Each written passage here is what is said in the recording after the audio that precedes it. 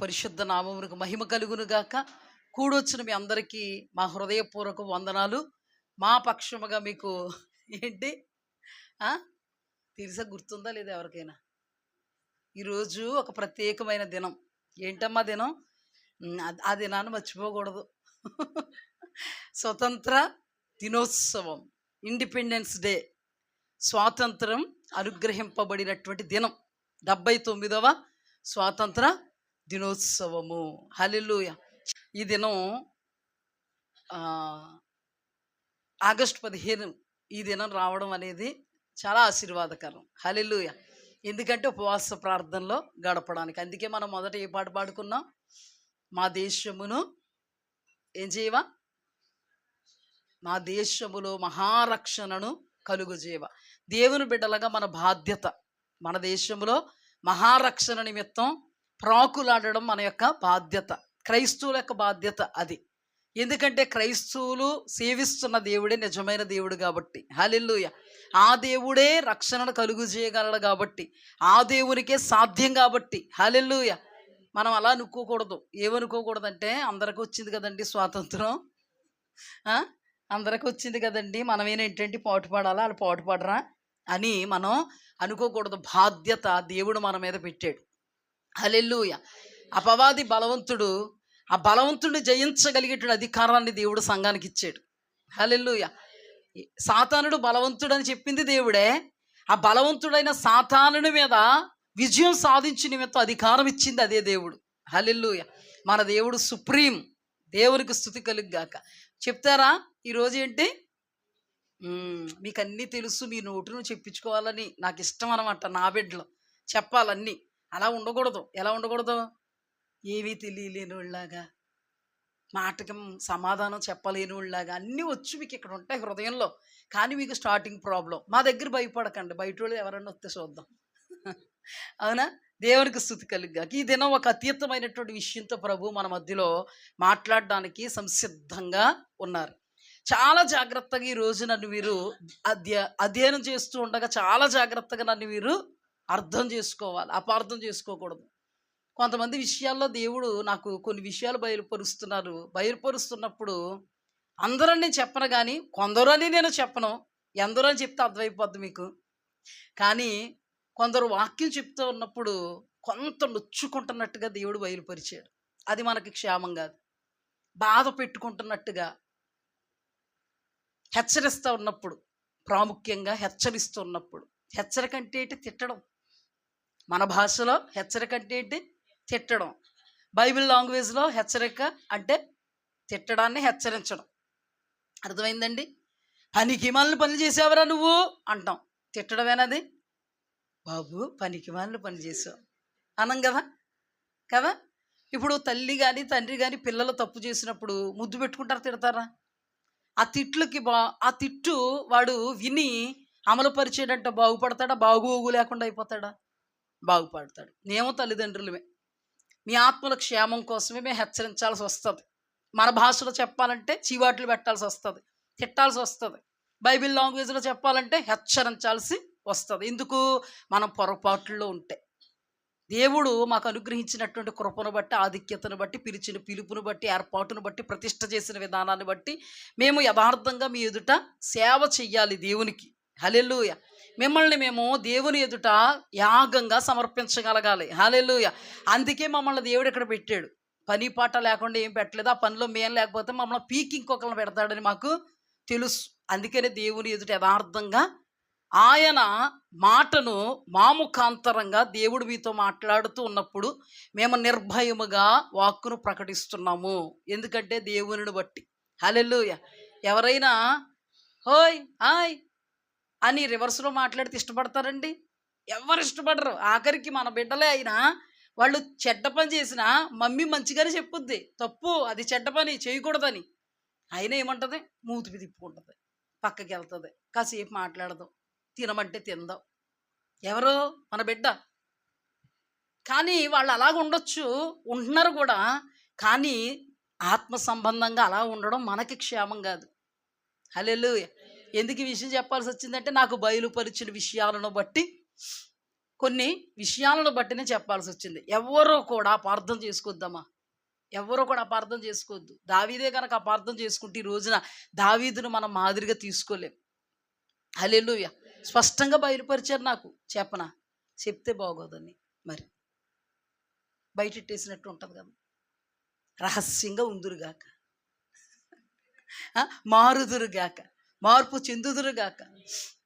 చూడండి, ప్రభు ఈ సమయంలో మన కొరకు ఉద్దేశించిన వాక్య ధ్యానాన్ని మనం అధ్యయనం చేస్తున్నప్పుడు చాలా జాగ్రత్తగా ఈ దిన వాక్యాన్ని మనం గ్రహించాలి. ద్వితీయోపదేశ కాండము 8వ అధ్యాయము 10వ వచనం. ద్వితీయోపదేశ కాండము 8వ అధ్యాయము 10వ వచనం. తీసారమ్మా? తెరిచారా? అందరూ చూడండి మీ మాట. ద్వితీయోపదేశ కాండం 8వ అధ్యాయం 10వ వచనం. నీవు తిని తృప్తి పొంది నీ దేవుడైన యెహోవా నీకు ఇచ్చిన మంచి దేశమును బట్టి ఆయనను స్తుతింపవలెను. నీవు తిని తృప్తి నొంది నీ దేవుడు నీకు అనుగ్రహించిన మంచి దేశమును బట్టి ఆయనను స్తుతించవలెను, స్తుతించవలెను. ఈ మాటతో ప్రభు మనతో మాట్లాడబోతూ ఉండగా వినగలిగే చెవిని, గ్రహించగలిగేటువంటి మనస్సును మనము ఏం చేయాలి? కనుపరుచుదుముగాక. హల్లెలూయా. తలలు వంచండి, ఒక్క నిమిషం ప్రార్థన చేసుకుందాం. మహాపరిశుద్ధుడు అయిన దేవా, గొప్ప తండ్రి, ఘనమైన తండ్రి, పరిశుద్ధమైన, శ్రేష్టమైన, సజీవమైన, ఘనమైన గొప్ప నామానికి నాయన స్తోత్రాలు, స్తుతులు. కృపగల దేవా, మీరు మమ్మల్ని మంచి దేశంలో ఉంచారు నాయన. మీరు మమ్మల్ని తినమన్నారు, తృప్తి నొందమన్నారు. అది మంచి దేశం అని సెలవిచ్చారు నాయన. తండ్రి, కృపగల దేవా, తిని తృప్తి నొంది నీ దేవుడు నీకు ఇచ్చి మంచి దేశమందు నీ దేవుని స్తుతించమన్నావు.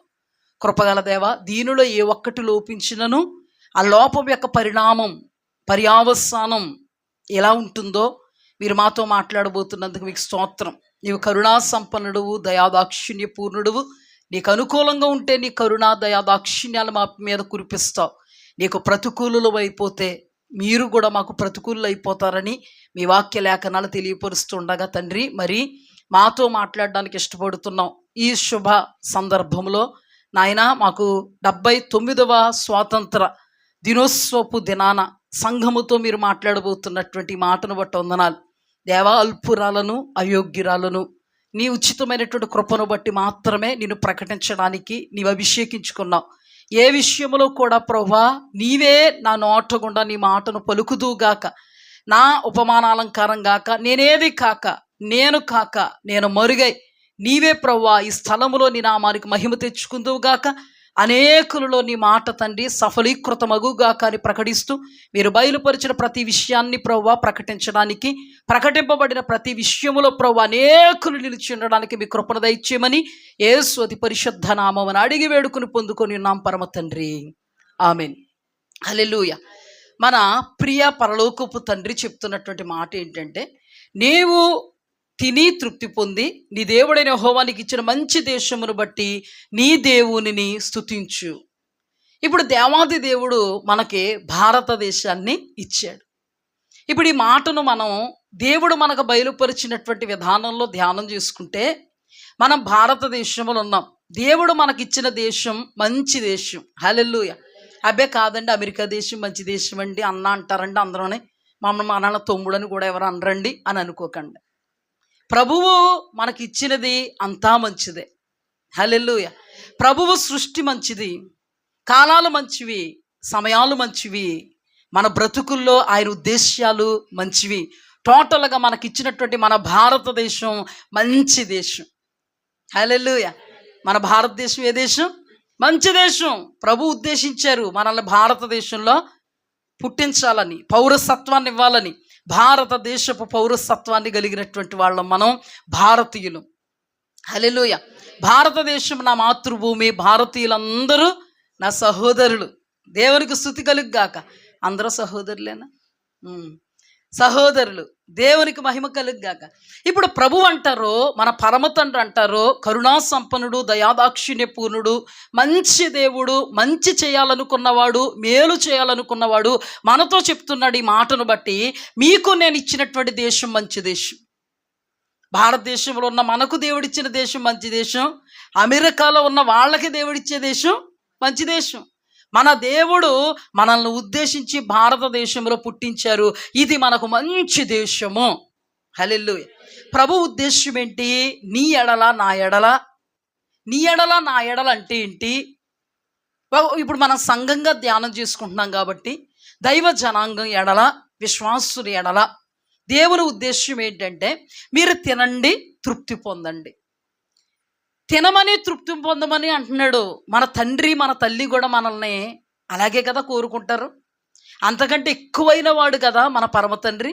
ఈయన మనల్ని మనకిచ్చినటువంటి మంచి దేశంలో ఏమంటున్నారు? తినండి అయ్యా, అమ్మా తినండి, త్రాగండి, స్తుతించండి.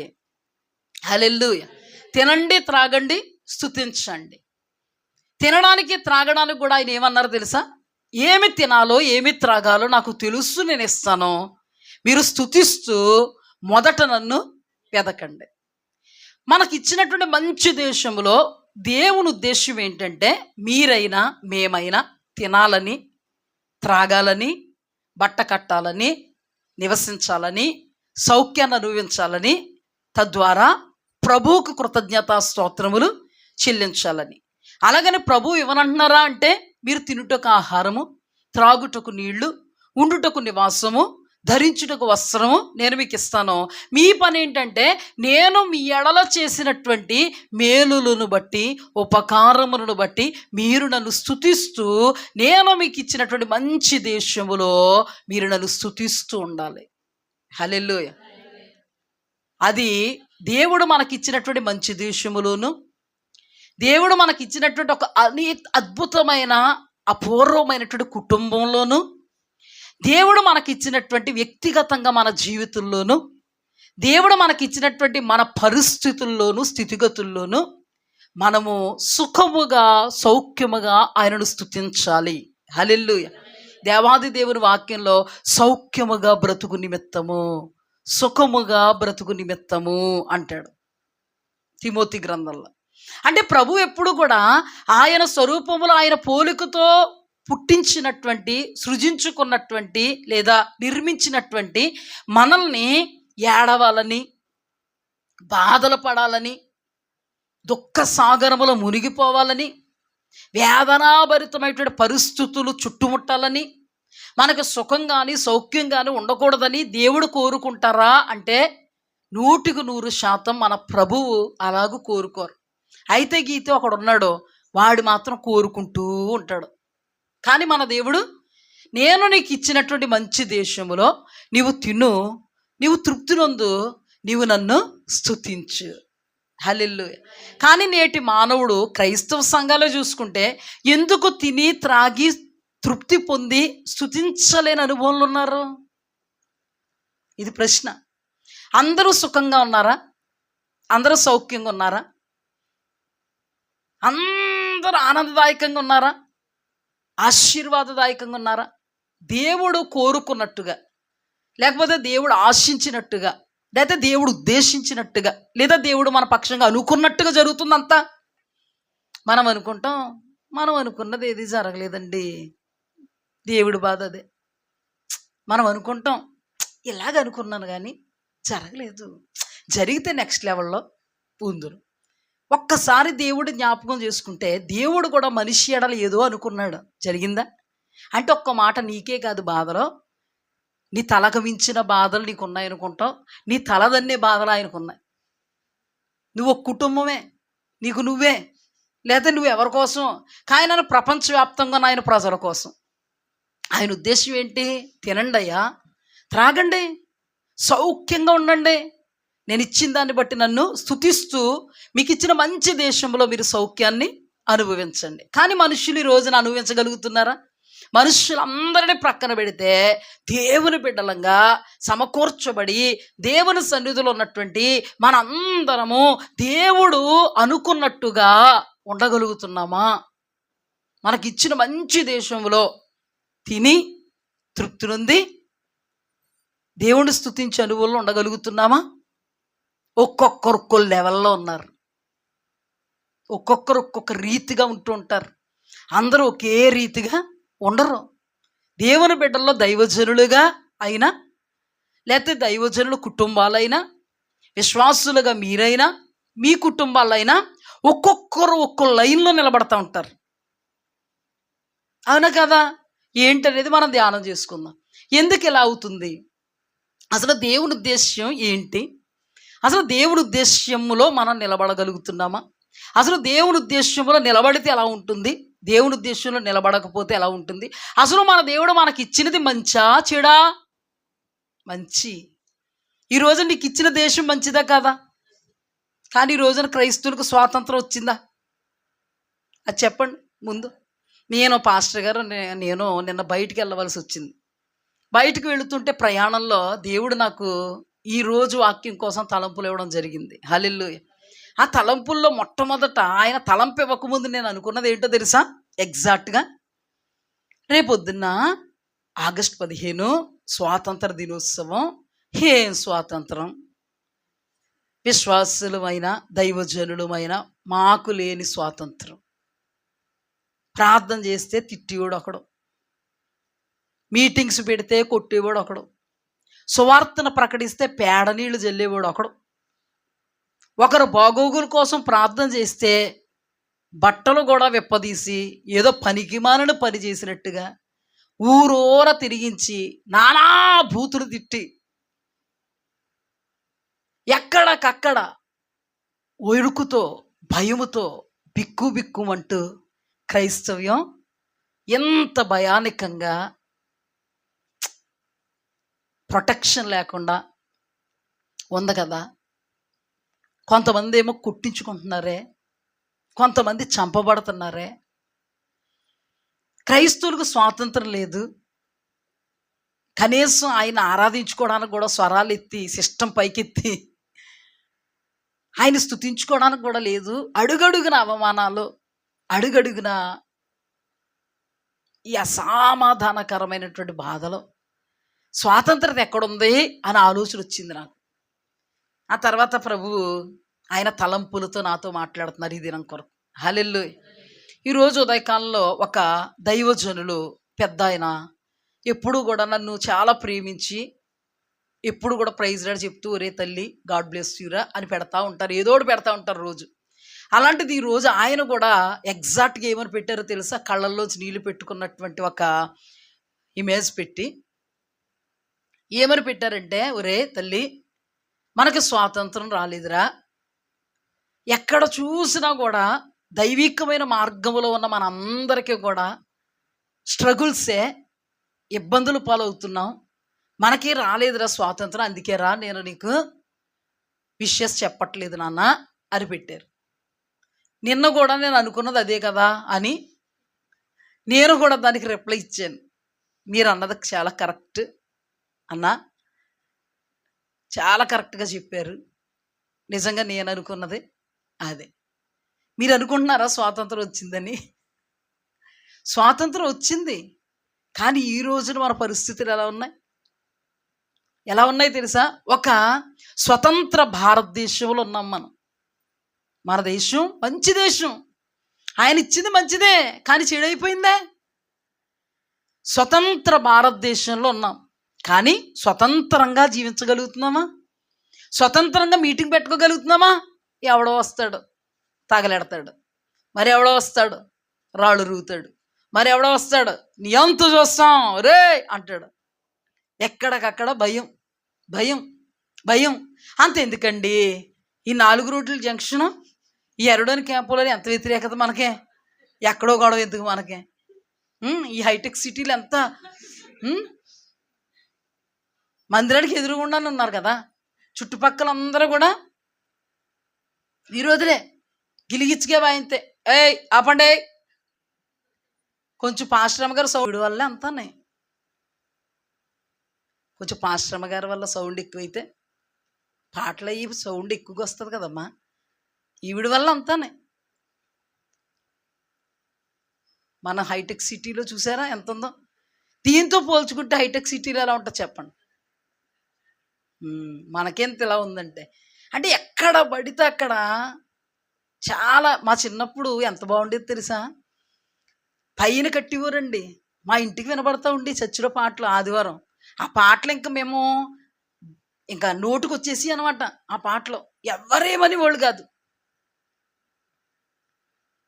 కానీ ఈ రోజుల్లో పాపం చేసినంత పని, ఎక్కడన్నా ప్రార్థన పెడితే పాపం చేసినంత పని, సువార్త ప్రకటిస్తే పాపం చేసినంత పని, ఒకడు తాగుబోతుగా ఉండి పడి లేచి భార్యను కొట్టి బిడ్డలను పట్టించుకోకుండా దౌర్భాగ్యంగా బ్రతుకుతున్నప్పుడు ఒక్కడ పట్టించుకోడు. కానీ వాడు మారు మనసు పొంది రక్షణ పొంది బాప్తిసం తీసుకుని తెల్లబట్టలు వేసుకుని భార్య పిల్లలు మెట్లు ఎక్కుకుంటూ చర్చిలో గొత్తే ఏమొచ్చింది వీడికి అంటే ఎటువంటి భారతదేశం స్వతంత్ర భారతదేశంలో ఉన్నాం. కానీ ఎక్కడికక్కడ చివాట్లు చెప్పు దెబ్బలు, ఎక్కడికక్కడ చివాట్లు చెప్పు దెబ్బలు.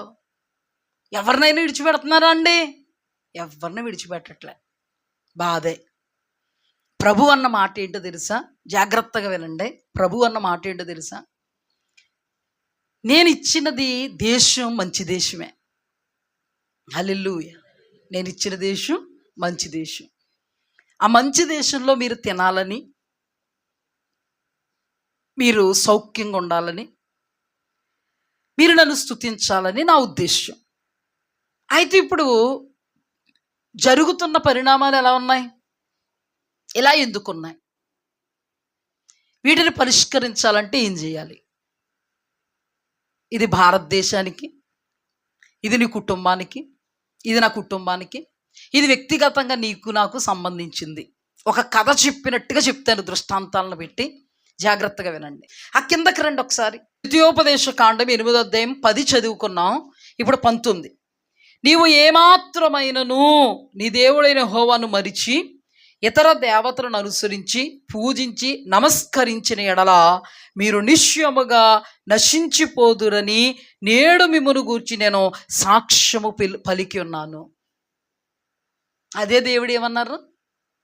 మీరు తినాలి, మీరు సౌఖ్యంగా ఉండాలి, మీరు నన్ను స్తుతించాలి, నేను ఇచ్చిన మంచి దేశంలో తినాలి, తృప్తి నొందాలి, నన్ను స్తుతించాలి అన్న ఆ దేవుడే ఇక్కడ 19వ వచనంలోకి వచ్చినప్పటికీ జాగ్రత్తగా గమనిస్తే, నీవు ఏమాత్రమైనను దేవుడైన యెహోవాను మరచి ఇతర దేవతలను అనుసరించి పూజించి నమస్కరించిన ఎడల మీరు నిశ్చయముగా నశించిపోదురు.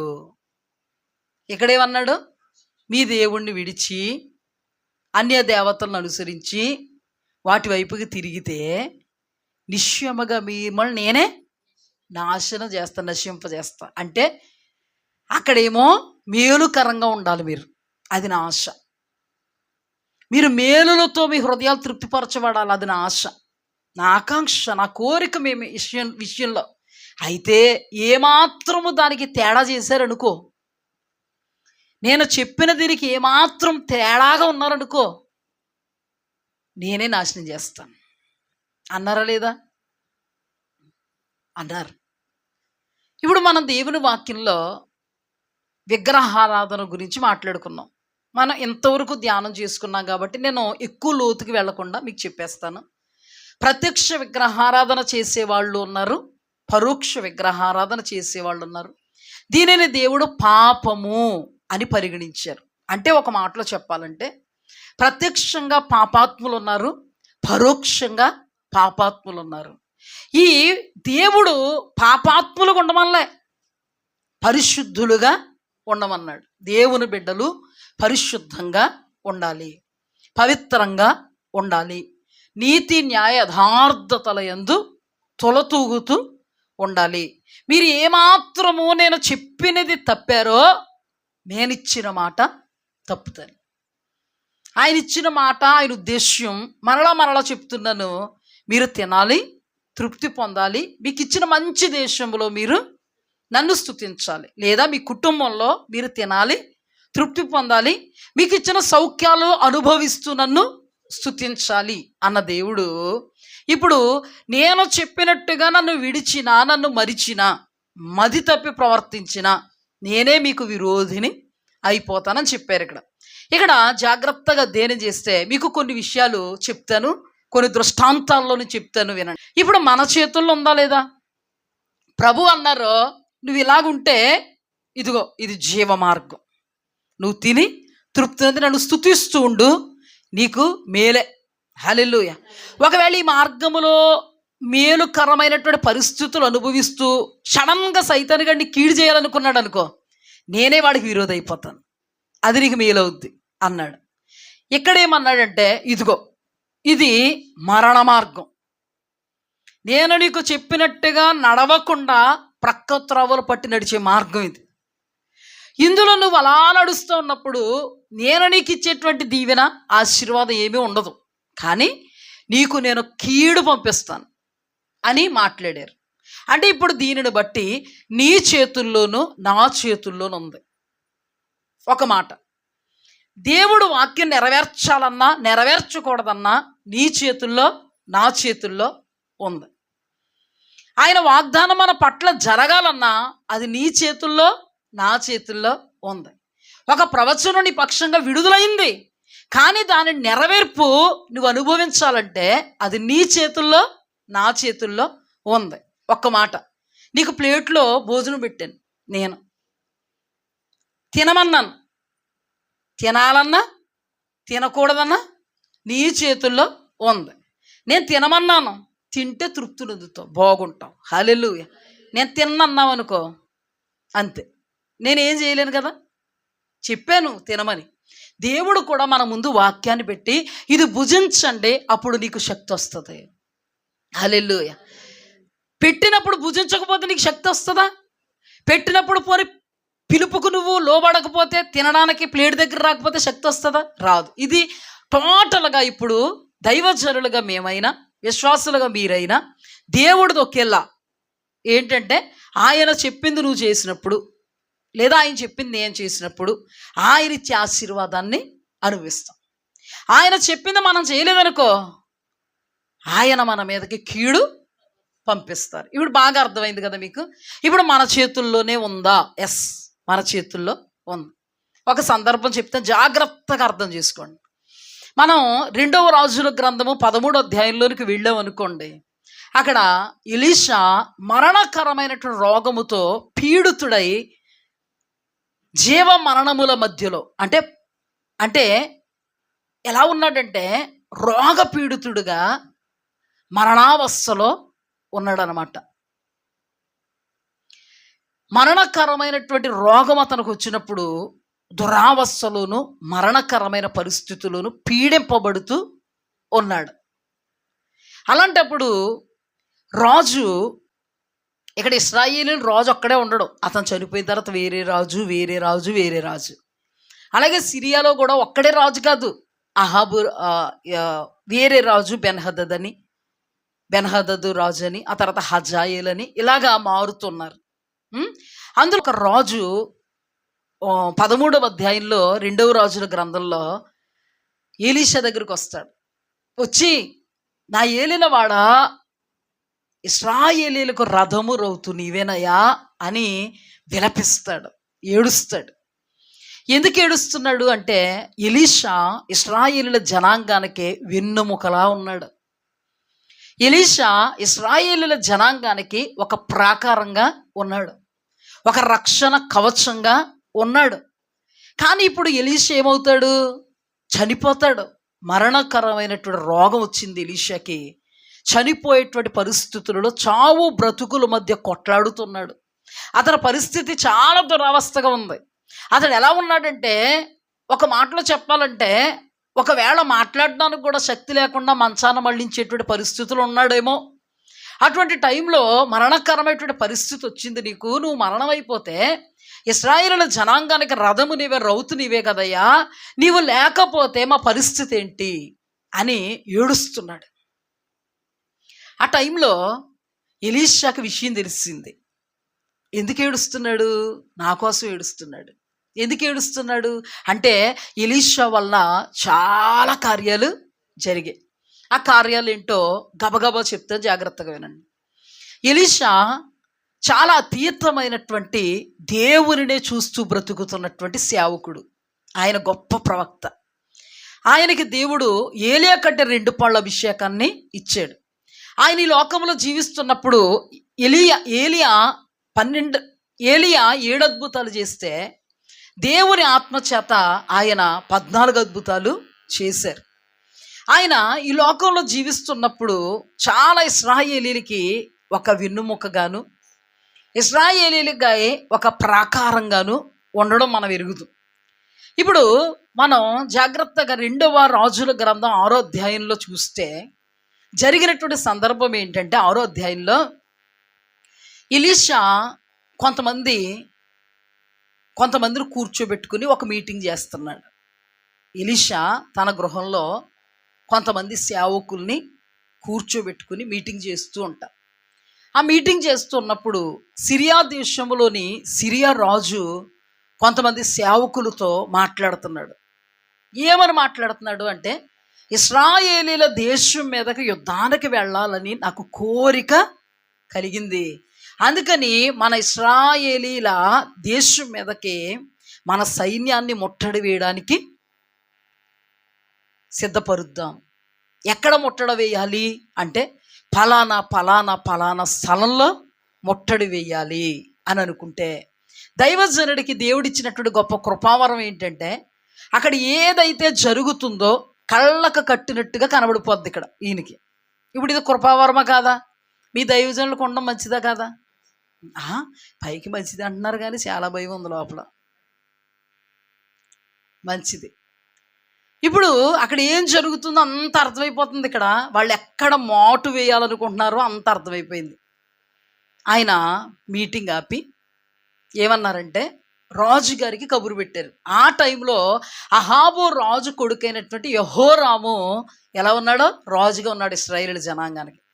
అతను కబురు పెట్టారు, ఇదిగో ఫలానా సిరియా సైన్యం ఫలానా స్థలంలో మోటేసుకుని ఉంది అని ఎప్పుడైతే చెప్పారో, ఈ రాజు అవునా కాదని చూసినప్పుడు అది అవును, ఎస్.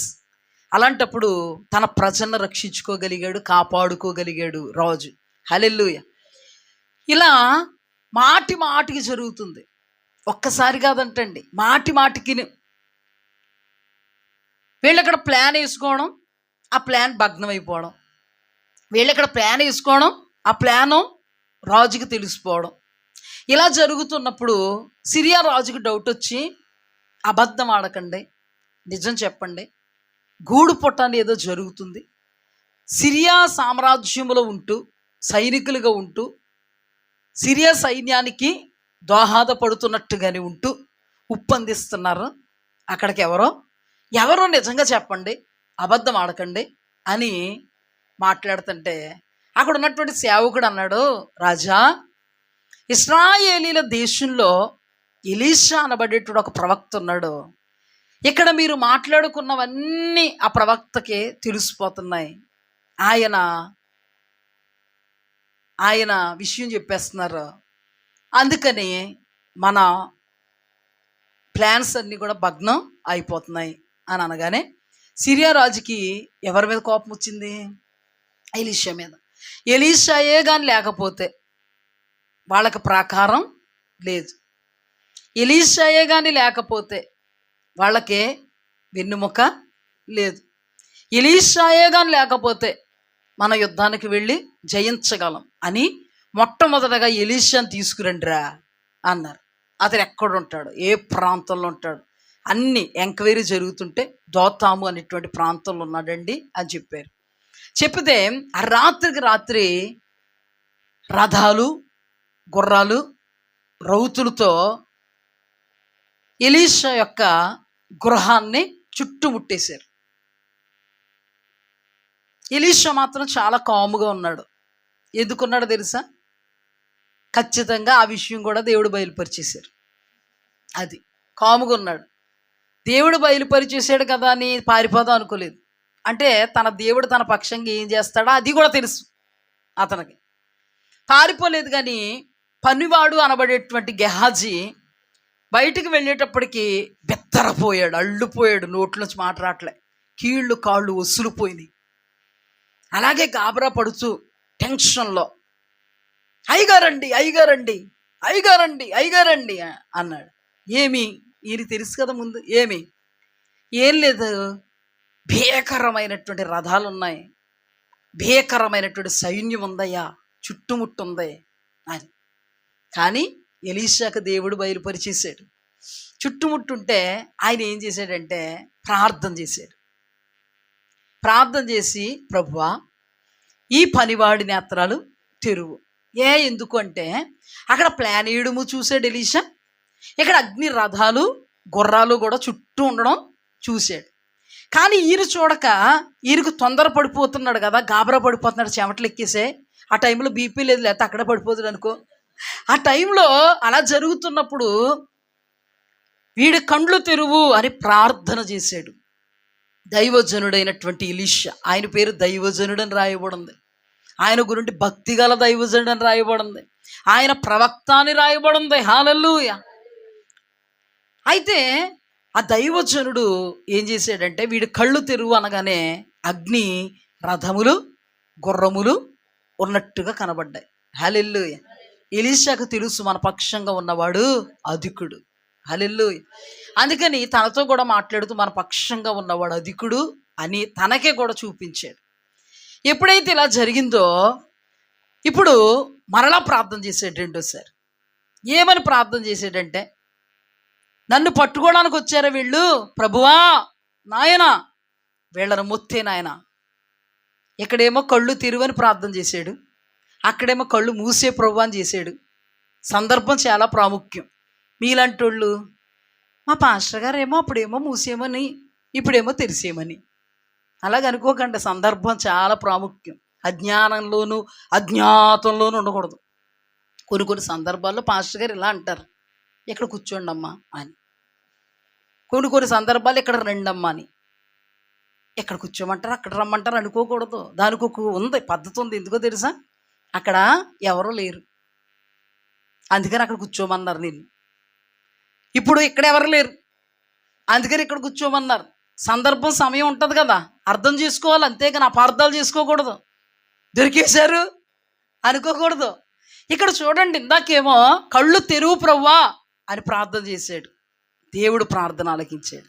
ఇప్పుడేమని చేశాడు తెలుసా, కళ్ళు మూసే ప్రభువా అని ప్రార్థన చేశాడు. వెంటనే కళ్ళు ఏమైనాయి, మూతబడిపోయినాయి. వీరుల్లాగా సూర్యుల్లాగా వచ్చిన వాళ్ళు ఇప్పుడు అనాముకుల్లాగా కబోదుల్లాగా, కళ్ళు లేని కబోదులు మేము, ఎవరన్నా దారి చూపండి అన్నట్టుగా వస్తే ఆ దారి ఏదో ఎలీషా చూపాడు. హల్లెలూయా, హల్లెలూయా. రాజుగారికి ఇలాంటివన్నీ ఏం గుర్తుంటాయి, ఇందాక అందుకే అన్నాను ఎలాగ అపార్థాలు చేసేసుకోకండి అని. ప్రతి దాంట్లో అర్థం ఉంటుంది. రాజుగారికి ఏం అర్థం ఉందా, కొట్టేనా? రాజు వచ్చి ఏమన్నాడు, నాయనా కొట్టనా కొట్టనా కొట్టనా కొట్టకో అన్నం పెట్టు. ఏమన్నాడు రాజు వచ్చి, యెహోరాము వచ్చి ఏమన్నాడు, ఎక్సైట్ అయిపోయి, ఆహా సిరియనుల సైన్యం మనకు దక్కేసింది, వీళ్ళంతా చూడనా, వీళ్ళని లేకుండా చేయనా, కుట్నా పెట్టనా చెరసాల్లో అన్నాడు. కానీ ఎలీషా దైవ నడిపింపండి. హల్లెలూయా. దైవ నడిపింపితే ఎలీషా అన్నాడు, నో కొట్టొద్దు, భోజనం పెట్టి వాళ్ళ యజమానుడి దగ్గర పంపేద్దాం. హల్లెలూయా. చక్కగా భోజన పదార్థాలు సిద్ధపరిచారు, సంతృప్తికరంగా వడ్డించారు. మరలా ప్రార్థన చేసేళ్లే, కళ్ళు తెరువు ప్రభువా అని. అప్పుడు మళ్ళీ అన్నం తీసుకెళ్ళడం కష్టం కదా, కళ్ళు తెరువు ప్రభువా అని ప్రార్థన చేయగానే కళ్ళు వచ్చాయి. హల్లెలూయా. మీరు మీ యజమానుడి దగ్గరికి వెళ్ళిపోండి అన్నారు. ఒక్కడికి కిక్కురు మళ్ళీ. కళ్ళు వచ్చాక రెండ్రా పట్టుకుందాం అంటాడా, రెండ్రా పట్టుకుందాం అనగానే కళ్ళు మూసి అంటాడు మళ్ళీ ఎలీషా. అందుకని రెండ్రా పట్టుకుందాం అనరు, చాలా జాగ్రత్తగా ఉంటారు అలాంటి వాళ్ళతో తెలుసా. ఒక మంచి దైవజనుడు వచ్చి బలిపేటమా నువ్వు బ్రద్దలైపోదుగాక అన్నప్పుడు ఈ ప్రపతాపం తెలియదు కదా, అందుకని చెయ్యెత్తాడా, చెయ్యి అలా ఉండిపోయిందా, ఎండిపోయిందా, ఎండిపోయింది. అప్పుడు ఏం చేశాడు అంటే, ఇలాంటి వాళ్ళకి చాలా భయపడతారు. ఇలాంటి వాళ్ళు ధైర్యం దేవుడే. హల్లెలూయా. లేకపోతే మీద పడి ఏం చేస్తారు, కొడతారు, మాటలు అంటారు. ఇలాంటి వాళ్ళు అంటారా, అనరు. ఎందుకు ఇలా చెప్పాల్సి వస్తుంది అర్థం చేసుకోండి. ఇలాంటి వాళ్ళు అంటారా, అనరు. భయం, ఏమన్నా అయిపోద్దని భయం. సర్లేండి, అది పక్కన పెడితే ఇప్పుడు ఎలీషాని ఏమైనా చేయగలరా, మరి చేయడానికే కదా వచ్చాం కానీ కళ్ళు అనలేదు. ఆ భయంకరమైన పరిస్థితి ఎంతో ప్రాక్టికల్గా అనుభవించేసాం. ఈయనతో కానీ పెట్టుకున్నామంటే మొత్తానికి గుడ్డుకోళ్ళు ఇంక రావు, ఫోన్ లేదు అని మొత్తానికి కళ్ళు ఇచ్చాడేమో కానీ ఇంకెవడో, కళ్ళు లేని కబూదులమేమో అని భయపడి ఉన్న పాటున వెనక్కి తిరిగి చూడకుండా యజమాని దగ్గరికి వెళ్ళిపోయారు. అద్భుతం ఏం జరిగిందో తెలుసా? చాలా సంవత్సరాలండి ఇశ్రాయేలు జనాంగం టచ్ చేయలేదు. హల్లెలూయ, ముట్టలేదు. ఇప్పుడు ఇశ్రాయేలుకి యుద్ధ భయం ఉందా? యుద్ధ భయం ఉందా? లేదు. హ్యాపీగా ఉన్నారు, హ్యాపీగా ఉన్నారు.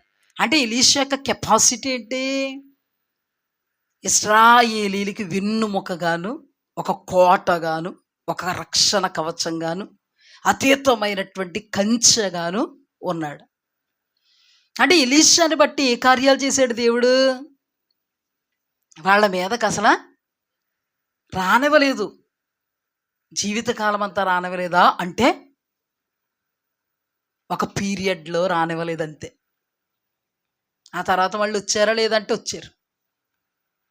ఎందుకు వచ్చారు అంటే దేవాది దేవుడు ఆ దైవజనుని బట్టి రక్షణ కలుగు చేశాడు.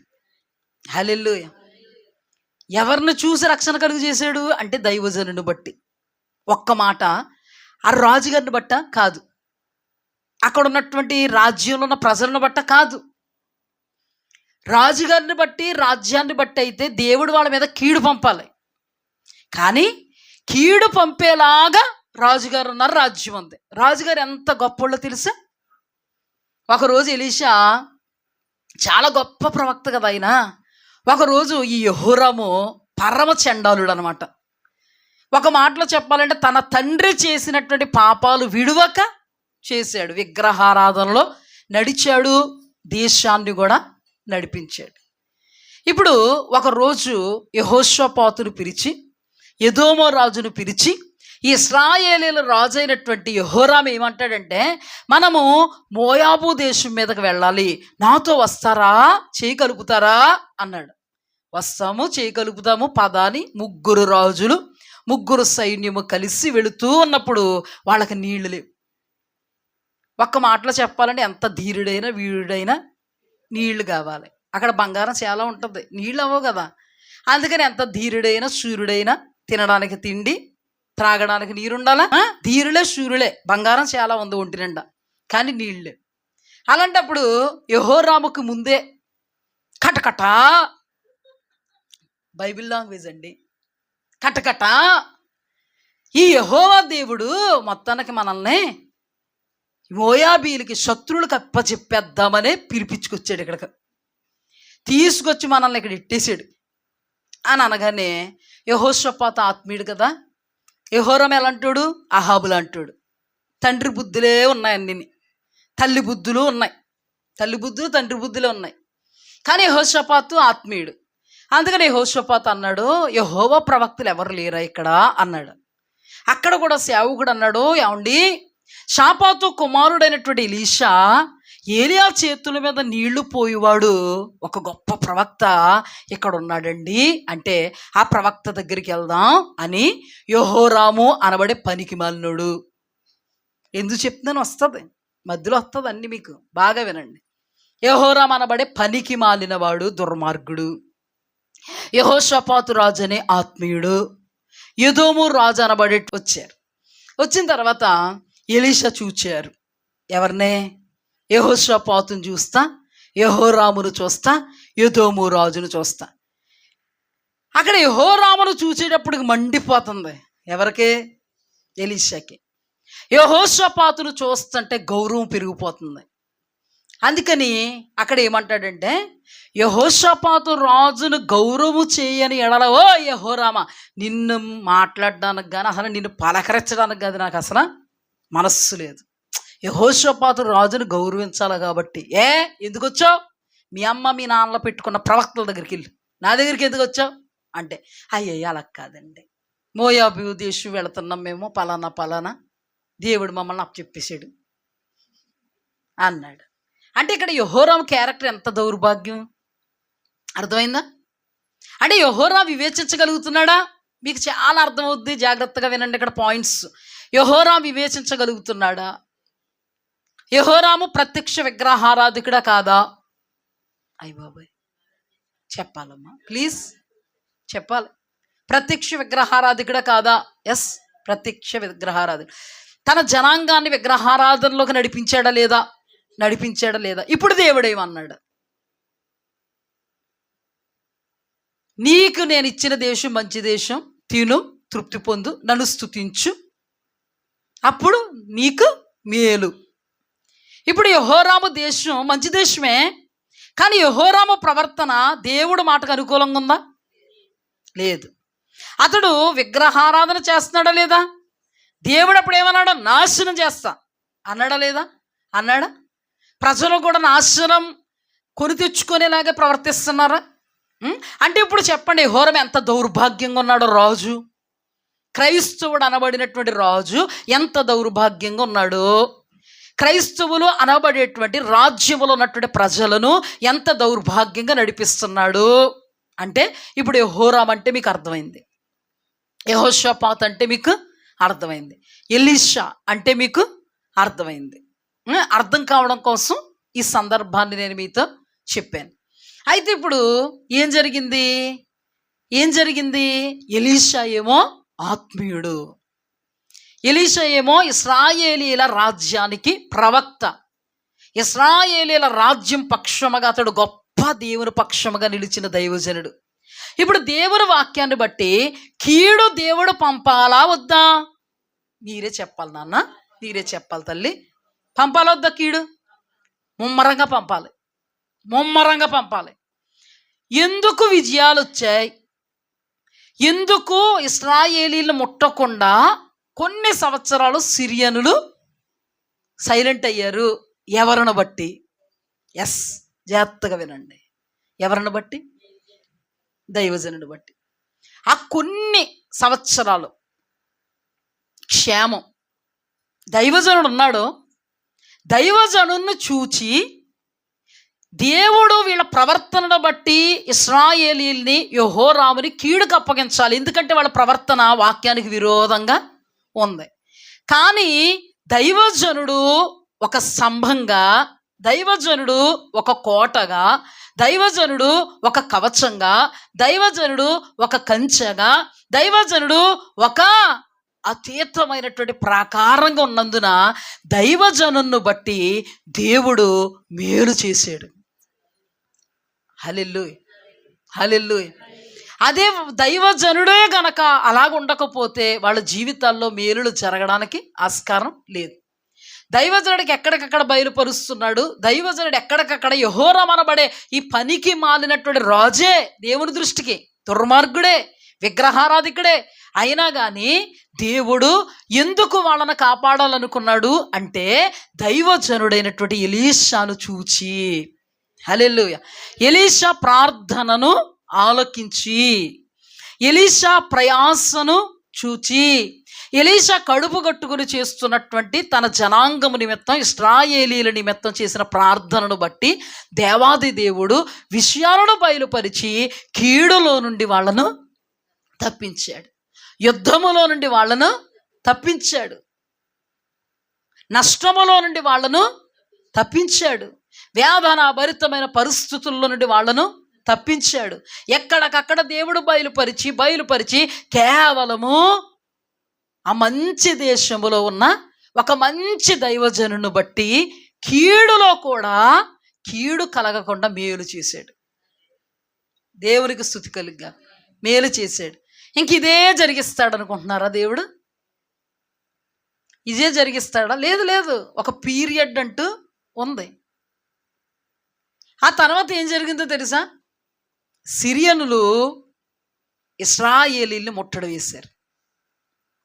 ఏం చేశారమ్మా? సిరియన్లు ఇశ్రాయేలీల్ని ముట్టడి వేశారు. ముట్టడి వేస్తున్నప్పుడు కాపు కాచారు చుట్టూ. వాళ్ళ దేశంలో క్షామం కలిగింది. ఇప్పుడు మనకి ఎరడోని క్యాంప్ అంతా చుట్టుముట్టారనుకోండి శత్రువులు.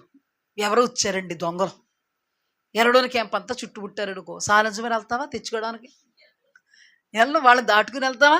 ఇంట్లో ఉన్నాయని అయిపోతాయా? నెలకు తెచ్చుకుంటావు సరుకులు, అవసరం అయితే నెల 15 రోజులు వస్తాయి.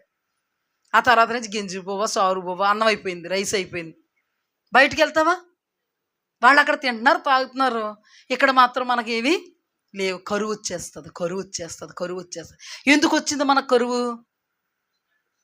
అక్కడ ముట్టడి వేశారు కాబట్టి కరువు వచ్చింది. కానీ ఇప్పుడు కూడా ముట్టడి వేద్దాం అనుకున్నప్పుడు దేవుడు ఎలీషాకు బయలుపరిచాడా లేదా? బయలుపరిచాడా? కానీ ఇప్పుడు బయలుపరచలేదు. జాగ్రత్తగా అర్థం చేసుకోండి. కానీ ఇప్పుడు బయలుపరచలే. ఎలీషా మాత్రం దేవునికి అనుకూలంగానే ఉన్నారు. కరువు వచ్చింది, కానీ అతీతంగా దైవజనుడి దగ్గర ఉన్న వాళ్ళు పోషింపబడుతున్నారు. కానీ దేవునికి అననుకూలంగా ఉన్న వాళ్ళు మాత్రం భారమైనటువంటి క్షామంలో, కరువులో కొట్టుమిట్టాడిపోతున్నారు. వాళ్ళ కరువు ఎలాగుందంటే అక్కడ రాయబడి ఉంటుంది, గాడిద తల, పౌరపు రెట్ట, అది ఇది అని రాయబడి ఉంటుంది. అవునా? కానీ అతీతం ఏంటంటే ఇద్దరు స్త్రీలు పోట్లాడుకోవడం కనబడుతున్నారు యెహోరాముకి. ఇద్దరు స్త్రీలు పోట్లాడుకుంటూ కనబడుతుంటే ఎందుకు మీకు ఈ పోట్లాట అని అడిగితే ఒక స్త్రీ అంటుంది, అయ్యా ఈ భయంకరమైనటువంటి క్షామంలో తినడానికి ఏమీ లేక మేమిద్దరం ఒప్పందం చేసుకున్నాం. ఇదిగో ఈ రోజున నా బిడ్డను వండుకు తినేద్దాం, రేపటి దినాన నీ బిడ్డను వండుకు తినేద్దాం అని అనుకున్నామయ్యా. ఒప్పందం అంతా జరిగింది. నిన్నటి దినాన నా బిడ్డను వండుకు తినేసాం, ఈ దినాన నీ బిడ్డను వండుకు తిందామంటే మాట తప్పిందయ్యా. నిశ్చేష్టుడైపోయాడు. దేశం ఎవరిదే? ఆయనదే. దేశంలో ఇటువంటి పరిస్థితులు వచ్చాయంటే రాజుగారు ఏమైపోతారు? ప్రజలు ఎంత భయానకమైన పరిస్థితులు ఉన్నారా? నా వైపు చూస్తే నిద్ర రాదమ్మా.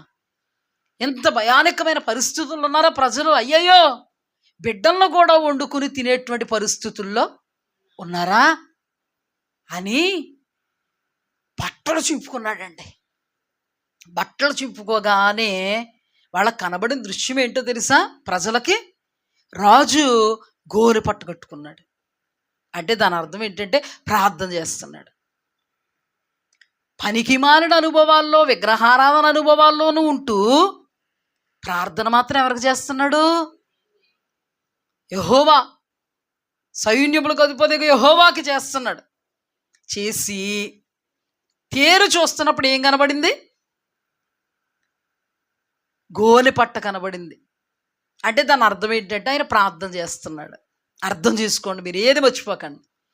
ప్రార్థన చేస్తూ ఉన్నప్పుడు సింక్ అవుద్ది, లింక్ అవుద్ది, అందుకే అర్థం చేసుకోవాలి, ఏది మర్చిపోద్దు. ప్రార్థన చేస్తున్నప్పుడు ప్రార్థన అనమాట దాని అర్థం. అయితే ఇప్పుడు అనుకుంటాడు కట కట, అలాగే అన్ని ఊరేమో రాజులు మరి రాయబడి ఉంటున్నాయి. మరి ఏమన్నాడంటే, ఓరి ఎలీషా ఏం చేస్తున్నాడు అసలు?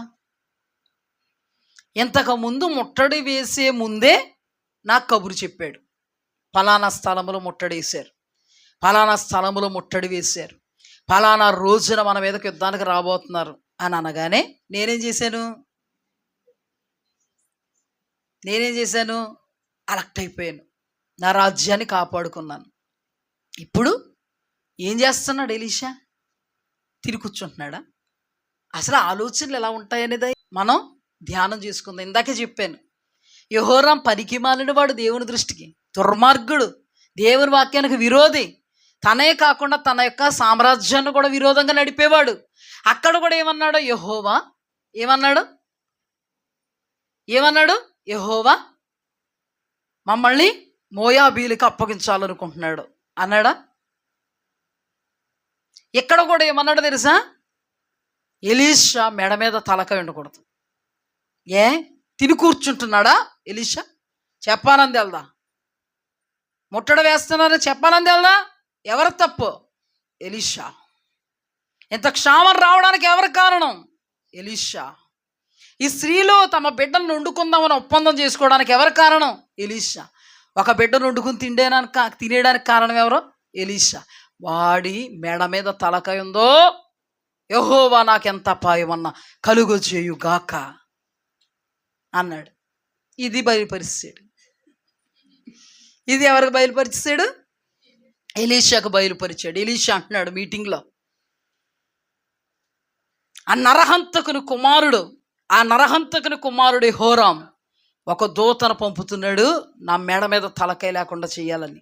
తోసి గేటు వేసి గెంటి పడేయండి అన్నాడు. ఇలా చెప్పవలసి వస్తుందమ్మా. మరి ఏంటో నాకు శక్తి సరిపోవట్లేదు, అసలు ఓపిక లేదు నాకు. మీరు నాకు కొంచెం కోఆపరేట్ చేయాలి. అర్థమైందా? కోఆపరేట్ చేయాలంటే ఏంటి? పడిపోకండి అమ్మా, పడిపోకండి అయ్యా.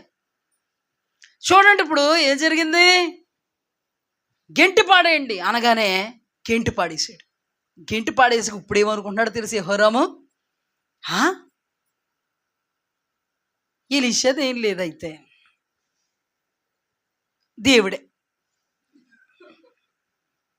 దేవుడే కీడు చేయాలనుకున్నప్పుడు నాకెందుకు ఇంత శ్రమ? ఏ బాబు గోరు పట్టు కట్టుకున్నాను కదా, ఏ బాబు ప్రార్థన చేస్తున్నారు కదా, ఆయనే కీడు చేయాలనుకున్నప్పుడు నేనేంటి చేయడం ప్రార్థన అన్నాడు. అంటే ఎంత బుద్ధిహీనంగా ఆలోచిస్తున్నాడు. బుద్ధిమంతుడైతే ఏం ఆలోచించాలి? కీడు వచ్చింది అంటే దేవుడు చెప్పిన మాటకు విరోధంగా నేనున్నాను, విరోధంగా నా ప్రజలను నడిపిస్తున్నాను, అందుకే కీడు వచ్చింది.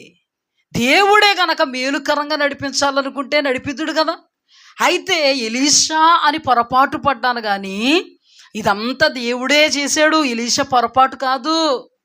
ఎలీషాకి దేవుడు బయలుపరచలేదంటే దేవుడు కీడు పంపాడు.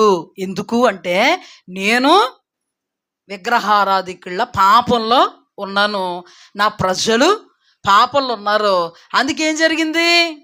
కీడు కలిగింది. ఇప్పుడు ఏం చేయాలి? ఖచ్చితంగా దైవజనుడైనటువంటి ఎలీషా దేవుడి పక్షంగా ఎలా ఉన్నాడో, దైవజనుడైన ఎలీషా దగ్గర ఉన్నటువంటి ప్రవక్తలు దేవునికి అనుకూలంగా ఎలా ఉన్నారో మేము కూడా దేవునికి అలా అనుకూలంగా ఉండాలన్నమాట. అనుకున్నాడా? పశ్చాత్తాప పడాలన్నమాట అనుకున్నాడా? అసలు ప్రభు ఏమన్నాడు? క్షామము దేవుడే పంపించాడు. అంటే మంచి దేశమే దేవుడిచ్చింది, కానీ ఆ దేశానికి క్షామం, కీడు ఎవరు పంపారు? ఎందుకు పంపాడు? అనుకూలంగా ఉండని కారణాన్ని పంపాడు. ఇప్పుడు అనుకూలంగా ఉండాలి అంటే దేవుడు చెప్పాడు కదా, ఏమన్నాడు? నా పేరు పెట్టబడిన నా జనులు తమను తాము తగ్గించుకొని ప్రార్థన చేసి నన్ను వెదికి తమ చెడు మార్గములు విడిచిన ఎడలా. చెడు మార్గాలు అంటే ఏంటి? ఎంతవరకు ఉన్నటువంటి చెడుగును బట్టే దేవుడు కీడొచ్చిందే, వాటన్నిటిని విడిచిన ఎడల ఆకాశము నుండి నేను వారి ప్రార్థన ఆలకించి వారి దేశాన్ని స్వస్థపరుస్తా. హల్లెలూయా. కీడు నుండి తప్పిస్తా అనుకున్నాడా? అనుకోలేదు.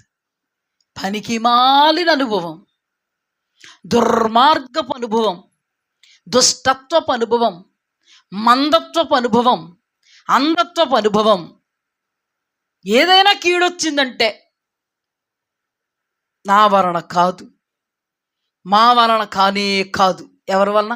పాస్టర్ గారి వలన. ఏమన్నా కీడు నీకు పాస్టర్ గారి వల్ల రాదు, జరిగితే పాస్టర్ గారు మంచోళ్ళే, మేలే జరుగుద్ది నీకు. ఎందుకంటే ఎలీషా భక్తి కలిగినటువంటి దైవజనుడు, ఎందుకంటే ఎలీషా గొప్ప ప్రవక్త. ఎలీషాను దేవుడు నీకిచ్చాడు. హల్లెలూయా. ఎలీషాను దేవుడు నీకిచ్చాడు. ఆయన ఎప్పుడు నీకు మేలే కానీ క్షేమమే కానీ కీడు కాదు, క్షామము కానే కాదు. కానీ ఆయన నీకు మేలుకరంగా క్షేమకరంగా ఉన్నప్పుడు నువ్వు కీడుల్లోనికి వెళుతున్నావంటే దాని అర్థం ఏంటి? నీకు కీడులు జరుగుతున్నాయంటే దాని అర్థం ఏంటి? నీకు కష్టాలు వస్తున్నాయంటే దాని అర్థం ఏంటి? శత్రువు అనబడేటువంటి అపవాదం నిన్ను నలిపినట్టుగా నలుపుతున్నాడంటే అర్థం ఏంటి? నువ్వు సంతోషించలేకపోతున్నావంటే అర్థం ఏంటి?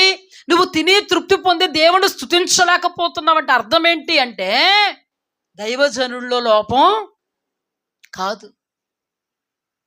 ఇంకొక మాట చెప్పాలంటే నీకు దర్శనం ఉన్నా జరగట్లేదు, అర్థం ఏంటి? నీకు స్వప్నం ఉన్నా జరగట్లేదు, అర్థం ఏంటి? నీకు ప్రత్యక్షతలున్నా జరగట్లేదు, అర్థం ఏంటి? నీకు ప్రవచనం ఉన్నా జరగట్లేదు, అర్థం ఏంటి? దైవజనుడు ప్రాబ్లంనా? మంచి మనస్సాక్షితో చెప్పు.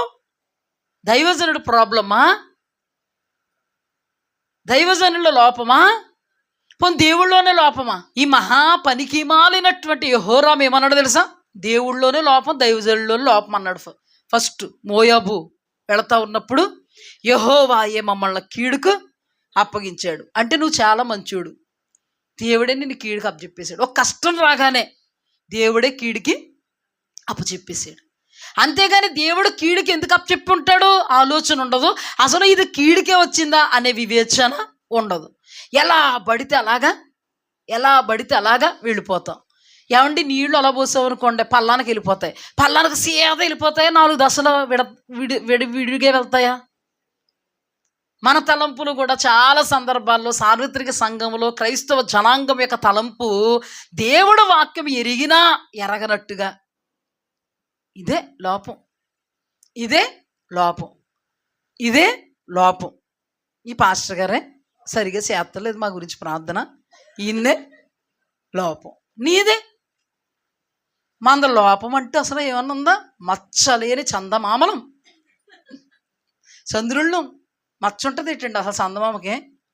ఒకవేళ మచ్చ పెట్టినా మనం ఉంటాం ఇక్కడ? ఈ రోజున క్రైస్తవ సమాజం ఎలా ఉందో తెలుసా? అజ్ఞాన, అవివేక, మందత్వ, అంధత్వ దశలో దిగజారిపోతూ ఉంది. అక్కడ ఏమన్నాడు? యెహోవా మమ్మల్ని అప్పగించేయాలని తీసుకొచ్చాడు ఇక్కడికి అన్నాడు. ఇక్కడేమన్నాడు? ఎలీషా అన్నవాడు మెడ మీద తలకాయ ఉండకూడదు. ఏం చేస్తున్నాడు ఎలీషా? చెప్పాలి కదా, బయలుపరచబడాలి కదా. బయలుపరచబడలేదు అంటే ఎలీషా ప్రార్థన చేస్తలేదు అంటే నీ గురించి బయలుపరచబడినంత వరకు చెప్పాం. సపోజ్ ఇప్పుడు నీ గురించి బయలుపరచబడలేదంటే పాస్టర్ గారి లోపమా చెప్పు, దేవుని లోపమా చెప్పు. ఎంతవరకు నువ్వు మేలులు పొందావు? నువ్వే లోపంతో ఉంటే ఎందుకు పొందావు మేలులు? దైవజనుని బట్టి, హల్లెలూయా, వాక్యాన్ని బట్టి చెప్తున్నాను నేను. కానీ ఎప్పుడు పొందుతావా? ఎప్పుడు జరిగిపోతుందా? ఎప్పుడు జరగదు, ఒక పీరియడ్ ఉంటుందన్నమాట. అందుకని ఇక్కడ కూడా ఏం జరిగింది? ఎప్పుడు జరిగిపోయిందా? ఎప్పుడు జరగలేదు. ఒకానొక సందర్భం వచ్చేటప్పటికి ముట్టడ వేశారు, కరువు కష్టకాలంలో మగ్గుతూ ఉన్నారు.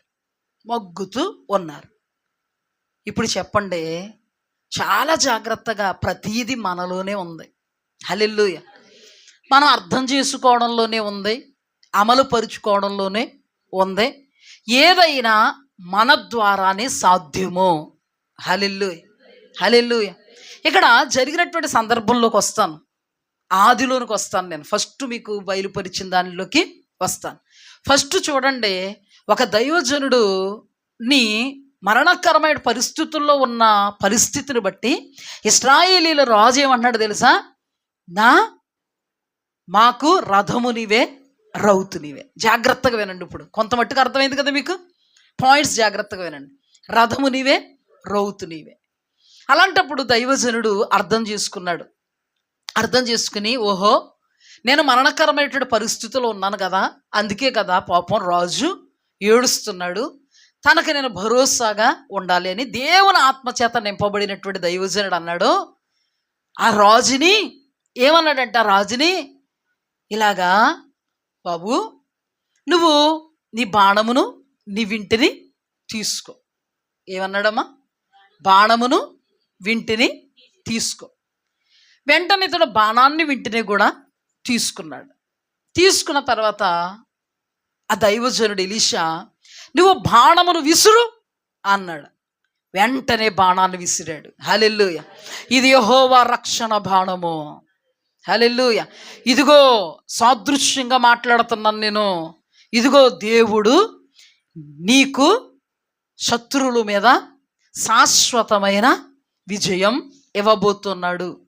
సిరియనులను నువ్వు ఫలానా స్థలములో నాశనం చెయ్యబోతున్నావు. ఇది చాలా ప్రాముఖ్యం, జాగ్రత్తగా వినండి. ఫస్ట్ ప్రవచనం వచ్చిందా లేదా? ఏమని వచ్చిందో తెలుసా? ఇది యెహోవా రక్షణ బాణము, నువ్వు నిశ్చయముగా సిరియనుల దండును నాశనము చేస్తావు ఫలానా స్థలంలో అని చెప్పాడు. చెప్పిన తర్వాత మరలా ఏమన్నాడంటే, నీవు ఆ కిటికీని విప్పు అన్నాడు. కిటికీని విప్పాడు. చేతుల్లో ఉంచుకో బాణాన్ని, ఇంకోటి వింటిని చేతుల్లో ఉంచుకున్నాడు. వెంటనే దైవజనుడు 2 చేతులు ఆయన చేతుల్లో పెట్టారు. ఎప్పుడు పెట్టిన తర్వాత నువ్వు బాణమును విసురు, నేల మీదకి బాణాన్ని కొట్టు, విసురు అంటే బాణం 3 సార్లు విసిరి ఆపేసాడు. 3 సార్లు విసిరి ఆపేసాడు. 3 సార్లు విసిరి ఆపేస్తే అంత మరణకరమైన రోగముతో మంచాన మళ్ళిస్తున్నటువంటి ఎలీషాకి ఏమొచ్చిందో తెలుసా? కోపం వచ్చింది. జాగ్రత్తగా వినండి, ఇది మీరు వినలేదు కదా, జాగ్రత్తగా వినండి. కోపం వచ్చిన తర్వాత కోపముతో మాట్లాడుతున్నాడు. మొట్టమొదట వింటిని పట్టుకో, బాణాన్ని పట్టుకున్నాడు. విసిరాడు. ఇది యెహోవా యొక్క రక్షణ బాణం, తప్పకుండా నీకు విజయం కలుగుద్ది, నాశనం జరుగుద్ది వాళ్ళది, సిరియనులు సర్వనాశనం అవుతారని చెప్పాడా లేదా? చెప్పిన తర్వాత ఏమన్నాడు? కిందకి బాణాన్ని విసురు అన్నాడు. నేల మీదకి బాణాన్ని విసిరి ఆపేశాడు. ఆపమని చెప్పాడా? ఎలీషా వేయమని చెప్పాడు. ఆపమని చెప్పాడా? చెప్పలేదు కదా. కానీ ఇతను ఏం చేశాడు? ఆపేశాడు. ఆసక్తి ఉందా? ఇప్పుడు మీకుందా ఆసక్తి? నిద్రలోకి వెళ్తున్నారా అండి? బాగా అర్థం చేసుకోండి. ఇప్పుడు ఏమన్నాడో తెలుసా ఎలీషా? నువ్వు 5 మారులైనా 6 మారులైనా బాణాన్ని విసురుతావు అనుకున్నాను, కానీ నువ్వు 3 మారులు బాణాన్ని విసురు. కాబట్టి సిరియనుల మీద నీకు శాశ్వత విజయం రాదు. నువ్వు 3 సార్లే సిరియనులను ఓడిస్తావు, కానీ నాశనం చేయలేవు. నాశనం చెయ్యకపోతే ఎవరు నాశనం చేస్తారు? వీళ్ళని, ఇశ్రాయేలీల్ని, సిరియనులే. అర్థమైంది మీకు? ఒక్కసారి 2వ రాజుల గ్రంథం 13వ అధ్యాయానికి రెండమ్మ. ఈ మాట చూపించి ముందుకెళ్తాను. 2వ రాజుల గ్రంథం 13వ అధ్యాయం జాగ్రత్తగా ఫస్ట్ నుండి చదువుతాను, చూడండి. అంతటా ఎలీషా, 2వ రాజుల గ్రంథం 13వ అధ్యాయం 14. అంతటా ఎలీషా మరణకరమైన రోగము చేత పీడితుడై ఉండగా ఇశ్రాయేలు రాజైన యెహోయాషు అతని యొద్దకు వచ్చి అతను చూచి కన్నీరు విడుచుచు, నా తండ్రి, ఇశ్రాయేలు వారికి రథము రౌతు నీవే అని ఏడ్చెను. అందుకు ఎలీషా, నీవు వింటిని బాణములను తీసుకోమని అతడితో చెప్పగా అతడు వింటిని బాణములను తీసుకునిను. నీ చెయ్యి వింటి మీద ఉంచమని అతడు ఇశ్రాయేలుతో చెప్పగా, ఇశ్రాయేలు రాజుతో చెప్పగా అతడు తన చెయ్యి వింటి మీద ఉంచినప్పుడు ఎలీషా తన చేతులను రాజు చేతుల మీద వేసి తూర్పు వైపున ఉన్న కిటికీని విప్పమని చెప్పగా అతడు విప్పెను. అప్పుడు ఎలీషా బాణము వేయమని చెప్పగా అతడు బాణం వేసెను. అతడు, ఇది యెహోవా రక్షణ బాణము. జాగ్రత్తగా అండర్లైన్ చేసుకోండి మాట. ఇది యెహోవా రక్షణ బాణము, సిరియనుల చేతిలో నుండి మిమ్మల్ని రక్షించు బాణము, సిరియనులు నాశనమగునట్లు. చూసారు ఈ మాట?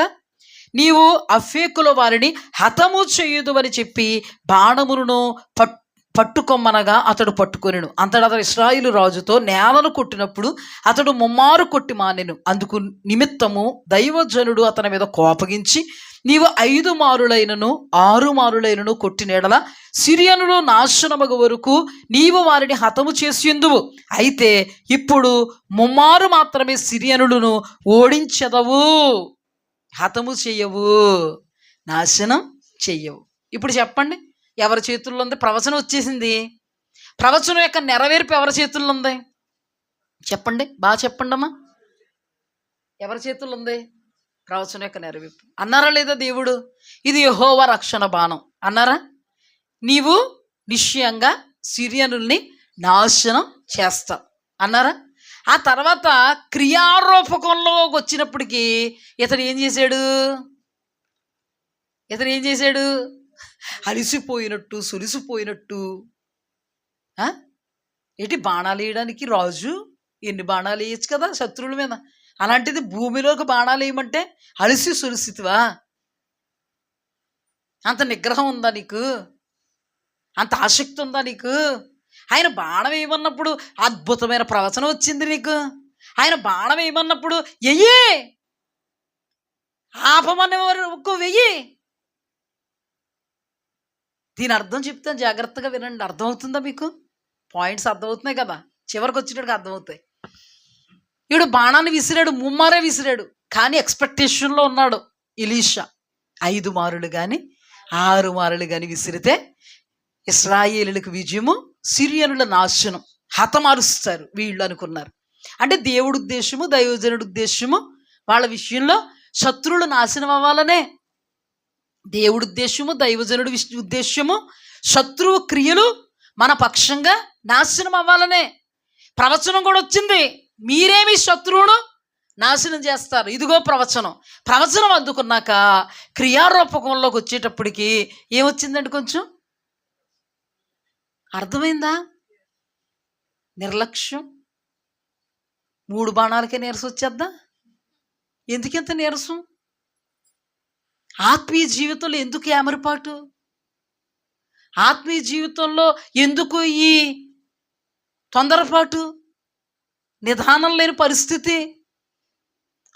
ప్రవచనం వచ్చేసిందనా? ప్రవచనం వచ్చింది.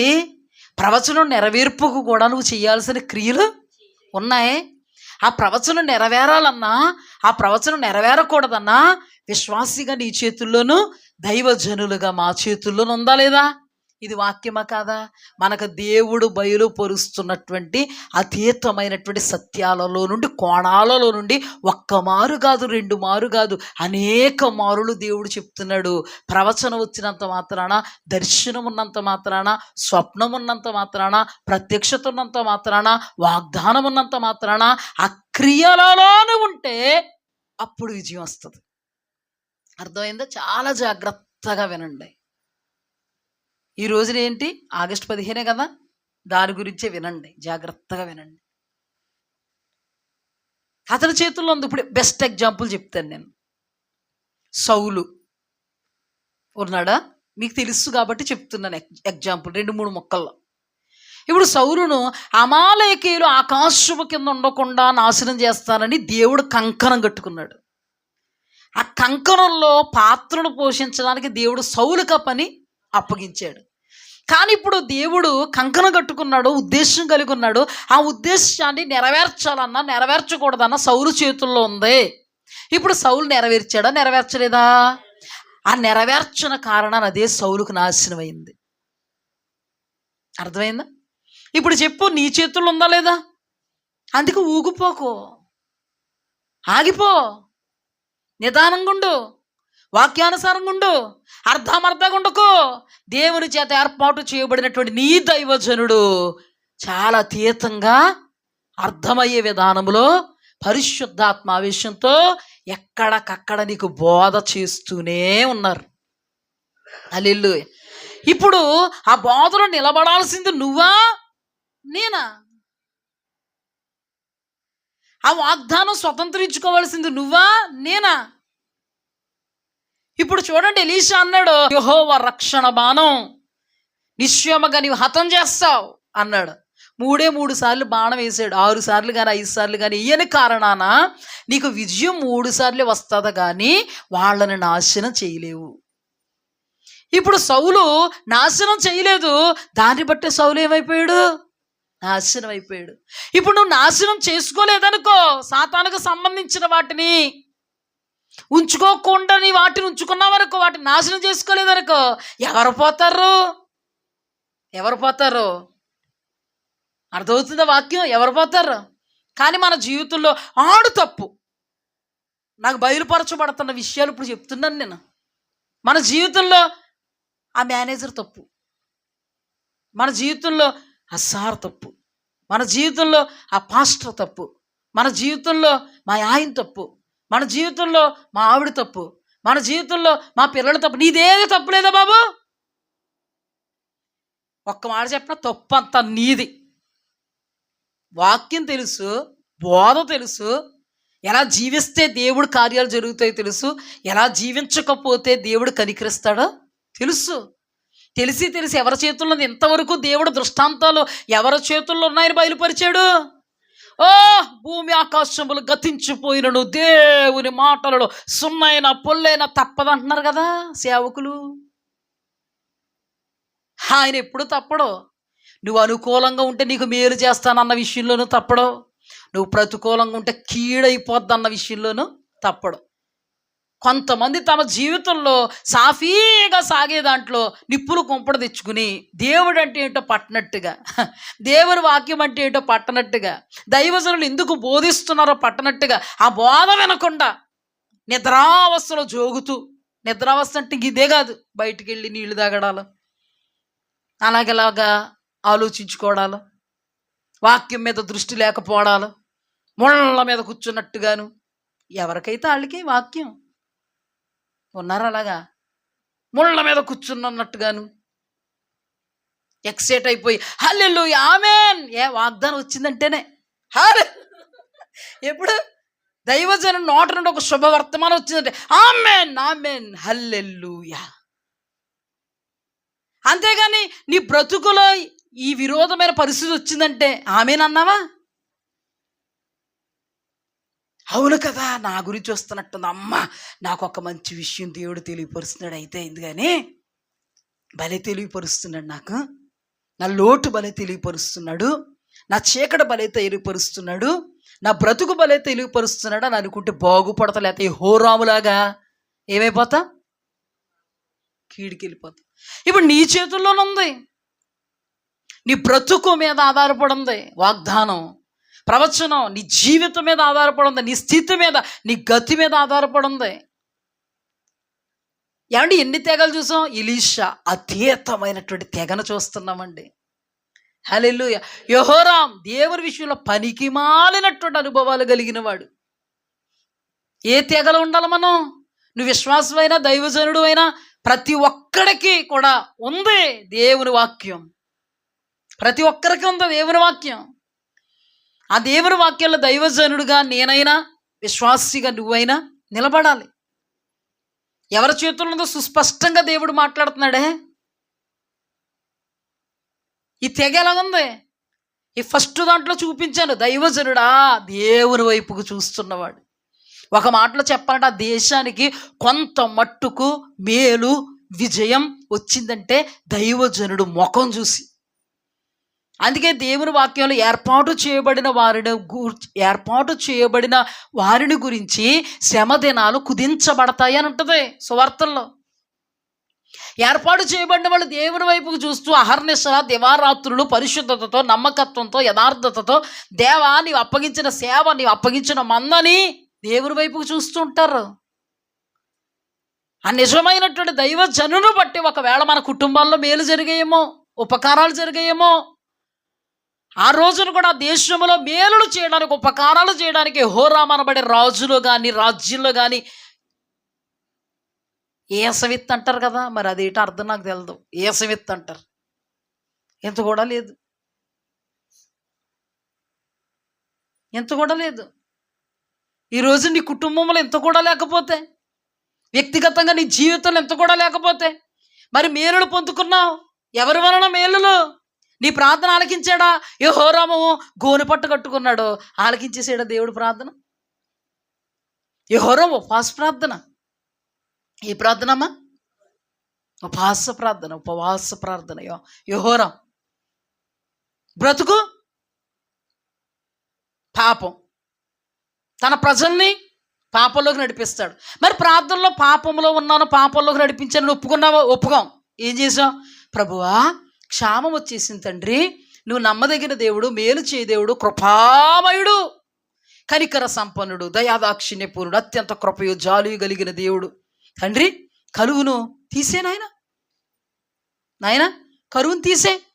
మన బ్రతుకుల్లో కూడా చాలా సందర్భాల్లో ప్రభువా ఇది తీసే, ప్రభువా అది తీసే, ప్రభువా ఇలా చేసేయి, ప్రభువా అలా నడిపేయి, ప్రభువా దీవించేయి, నీ చెయ్యి నెత్తి మీదట్టు.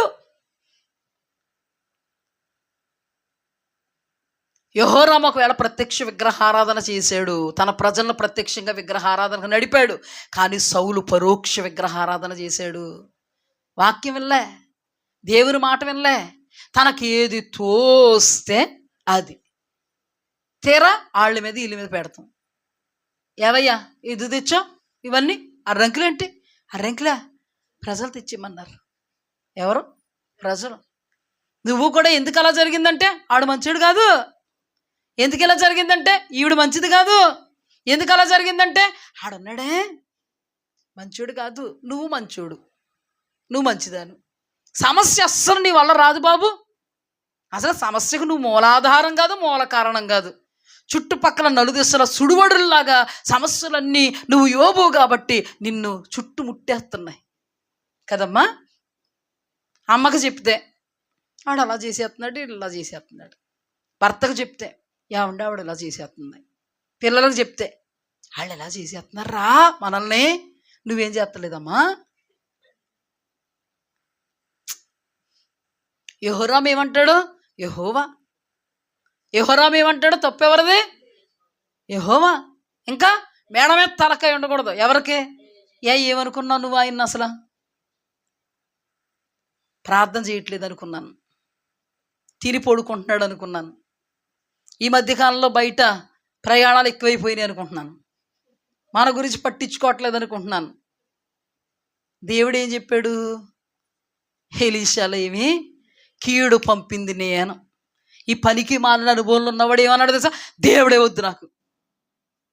కొంతమంది అండి క్రైస్తవులు పనికి మాలిన అనుభవంలో ఉన్నవాళ్ళు ఏమంటారు తెలుసా?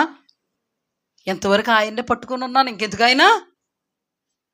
ఇంకెందుకైనా వద్దు మాకు. యెహోరాము అనుభవంలో ఉన్నావా?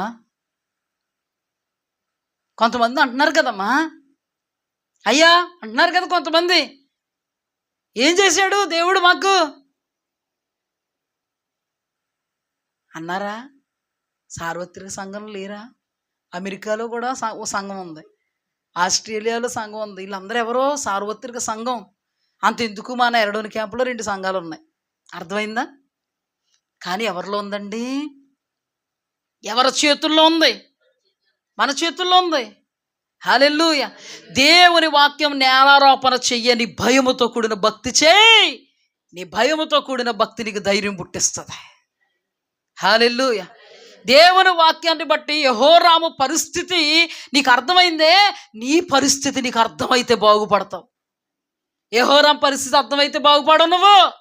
నీ పరిస్థితి యెహోరాము జీవితంలో నుండి నువ్వు అర్థం చేసుకుంటే బాగుపడతావు. ఏమండి, సమూయేలు గ్రంథంలో 7వ అధ్యాయంలోనికి మనం వెళితే ఇశ్రాయేలీల జనాంగం అనబడేటువంటి విశ్వాసులు తమ పరిస్థితి ఏంటో తమకు తెలిసింది.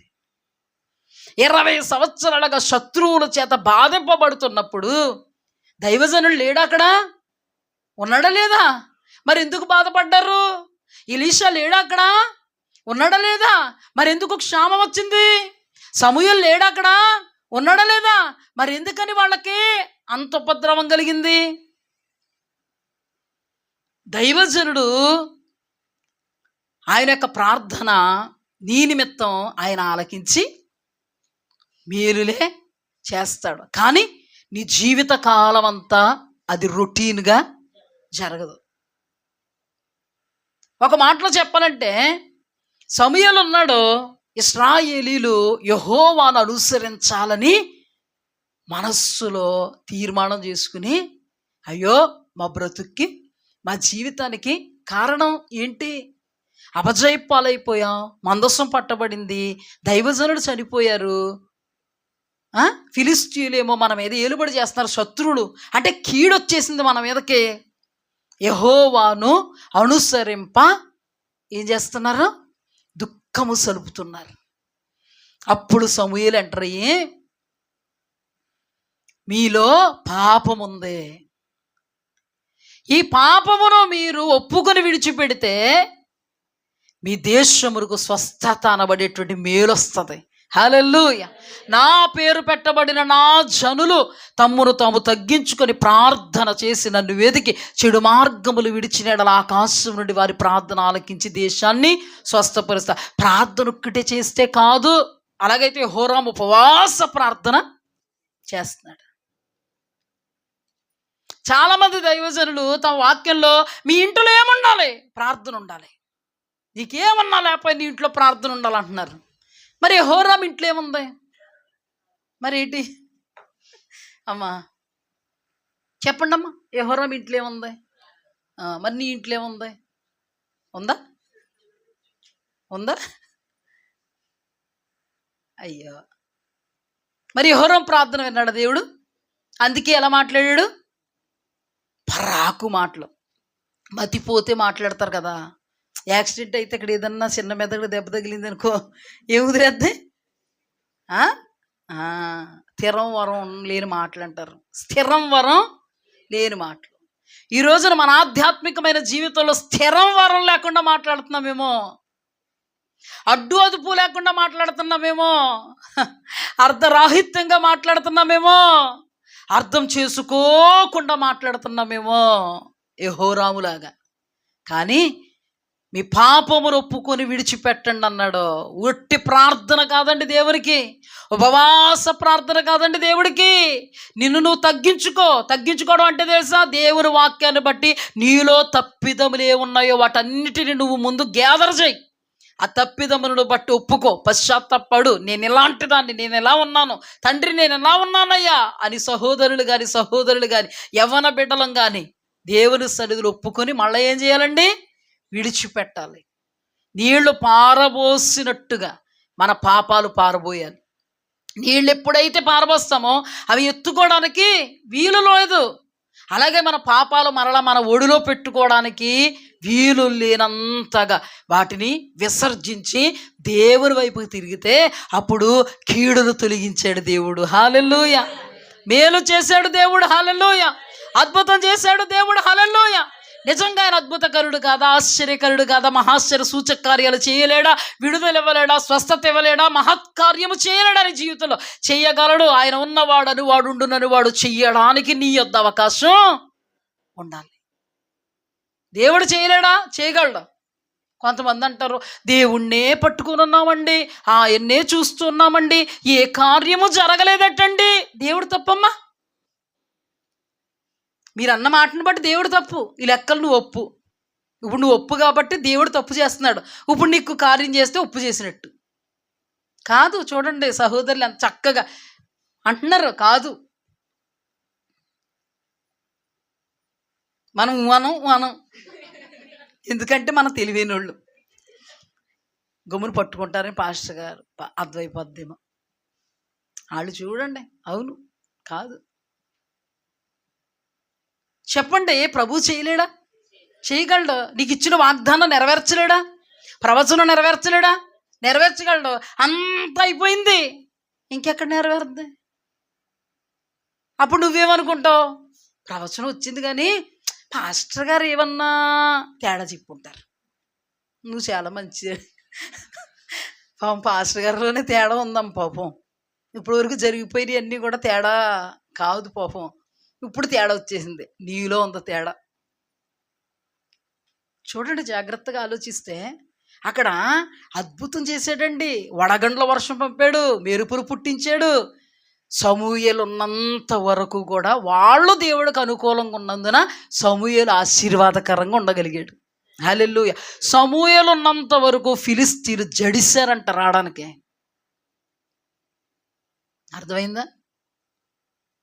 ఇక్కడ చూడండి, రెండవ సందర్భాన్ని మనం చూచాం. ఈ రెండవ సందర్భంలో వాళ్ళు ఎందుకు ఫిలిస్తీన్లతో మ్రగ్గుతున్నారంటే వాళ్ళు పాపం చేశారు, కీడుకు దేవుడు అప్పగించాడు. వాళ్ళ దేశం మంచి దేశం కాదా? పాలు తేనెలు ప్రవహించే దేశానికి నడిపించలేదా? తిని తృప్తి పొంది స్తుతించమనలేదా? ఒక్కడ చెప్పు, తిని తృప్తి పొంది స్తుతించారా? బయలు దేవతలు, అస్తోరోతు దేవతలు. ఏం పట్టింది వీళ్ళకి? అప్పు చేసి పప్పు కూడా పెట్టారు, బయలు పూజలు చేస్తూ. కానీ సంతృప్తి ఉంది వీళ్ళకి? వద్దా? అన్నీ జరగాల్సినట్టు జరిగిపోతున్నాయి. పిల్లలు మెచ్యూర్ ఫంక్షన్స్ అయిపోతున్నాయి, పెళ్ళిళ్ళు అయిపోతున్నాయి, వీళ్ళు పెద్దోళ్ళు అయిపోతున్నారు, నెరసన వెంట్రుకలు వచ్చేసాయి. బతుకులు మాత్రం తృప్తి లేదు. తిన్నది పౌష్టికంగా శరీరానికి వంట పట్టేది లేదు, ఏమీ లేదు. బ్రతుకులు మాత్రం వెళ్ళిపోతున్నాయి. వాళ్ళ దేవుడు మాత్రం శక్తిమంతుడు, మందసం మాత్రం అక్కడే ఉందా? మందసం వీళ్ళ దగ్గర ఉంది. ఏమండి, ఎలీషా రోజు వాళ్ళ దగ్గర ఉన్నాడు, సమూయేలు వీళ్ళ దగ్గర ఉన్నాడు, మందసం వీళ్ళ దగ్గర ఉంది. అలాగే మన బైబిల్ మన దగ్గర ఉంటుంది, ఎక్కడికి వెళ్దాం. నడుచుకుంటూ వెళ్ళిపోద్ది అనుకోకండి, ఉంటుంది ఉంటుంది. వాగ్దానాలు కౌగిట్లోనే మూట కట్టుకుని ఉన్నాయి. ప్రవచనాలు ఉన్నాయా? దర్శనం ఉందా? ప్రత్యక్షత ఉందా? చూసుకుంటే కనబడలేదే, జారిపోయిందా? చూసుకున్నాం ఇలాగా, కనబడలేదు, ఎప్పుడో జారిపోయింది. కుండ ఉందండి, కుండ నిండా నూనె ఉందండి, చిల్లు పడింది, ఎప్పుడు పడిందో తెలదు, పాపం ఎక్కడో పెట్టేసో పైన. కుండ దగ్గరికి వెళ్ళి మంచి నిండు కుండ ఉంది వాడదాం అని పైన అటక మీద పెట్టేసో, తీసేటప్పటికి ఖాళీ కుండ ఉంది, జారిపోయినాయి. చిల్లు పడింది. ఏం చిల్లు? దేవుని వాక్యానికి విరోధమైనదే, దేవుని మార్గానికి విరోధమైనది. దేవుడు చెయ్యమన్నది చెయ్యకపోవడమే చిల్లు. అన్నీ ఏమైపోయినాయి? జారిపోయినాయి. మన చేతుల్లోనే ఉందా లేదా? చిల్లు పడకుండా చూసుకోవలసిన బాధ్యత నీదకుండదా? కుండదే, నీదే, నీదే, నువ్వే కుండ. హల్లెలూయా. ఆ కుండ నీవే. చిల్లు పడకుండా చూసుకో, బాగుపడతావు. చిల్లు పడిందనుకో, అక్కడి నుంచి నీళ్లు తెస్తావు, ఎక్కడికి వచ్చినాడు ఉత్తుకుండ. ఎక్కడి నుంచి తెలదా? ఇక్కడ నీళ్ళు అమ్ముతున్నారు కదండి కేంద్రం దగ్గర, అక్కడి నుంచి కుండలో పెట్టుకుని వచ్చి ఎరగాలు కట్టుకుని ఇంటికి వచ్చేటప్పుడు ఉత్తుకుండ, కాలికుండ. మళ్ళీ వెళ్తే చిల్లుంటే మళ్ళీ అదే, చిల్లుంటే మళ్ళీ అదే, రంధ్రం ఉంటే మళ్ళీ అదే, హోల్ అంటే మళ్ళీ అదే. ఎన్ని భాషల్లో చెప్పినా అదే. నీ బ్రతుకుకి పాపం అనేటువంటి కుండకి రంధ్రం ఉండకూడదు. పాపం అంటే ఏదో ఏదో కాదండి, పరోక్ష విగ్రహారాధన, దేవుని మాట వినకపోవడం, దేవుని ఆజ్ఞకు లోబడకపోవడం, దేవుడు చెప్పింది చెయ్యకపోవడం, ఏమరిపాటుగా ఉండడం,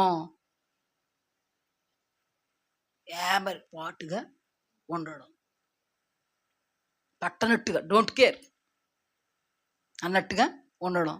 ఆత్మీయ జీవితంలో ఎప్పుడూ కూడా కేర్లెస్ పనిచేయదు.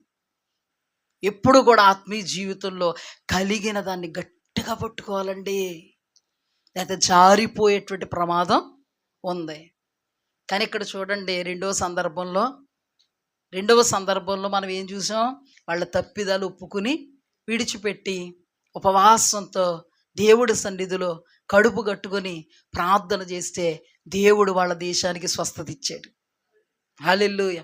ఇప్పుడు చెప్పండి, వాళ్ళ దేశం మంచిది కదా, వాళ్ళకి దేవుడిచ్చిన వాగ్దానం మంచిది కదా, కానీ అనుభవించారా? ఎందుకు అనుభవించలేదు? వాళ్ళ దేవునికి విరోధముగా ఉన్నంత వరకు అనుభవించలేదు. వాళ్ళ దేవునికి అనుకూలమైన తర్వాత సంప్రాప్తమైంది దేవుని ఆశీర్వాదం, అతీతమైనటువంటి కార్యం జరిగింది. చూడండి, ఈ రెండు సందర్భాలను బట్టి ఎవరి చేతుల్లో ఉంది?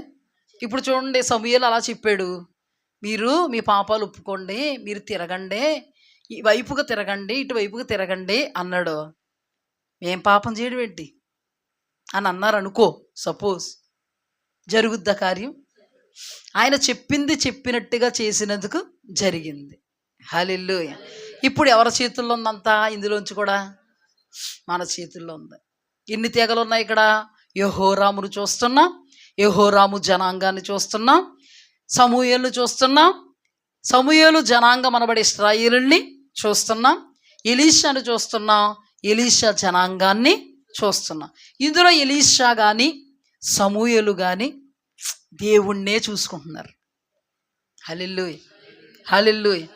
దేవుణ్ణే చూసుకుంటున్నారో, వాళ్ళ మాటలు ఎవరైతే వింటున్నారో వాళ్ళు కూడా దేవుణ్ణే చూసేలాగా నడిపించుకుంటున్నారు. హల్లెలూయా. అందుకని వాళ్ళకి కరువు కాటకాలున్నా వాళ్ళ కడుపులంటూ నింపబడుతున్నాయి లేదా? తిని తృప్తినందు స్తుతించుకుంటున్నారా? ఎలీషా పని ఏంటి? ఎలీషా దగ్గర ఉన్న ప్రవక్తల పని ఏంటి?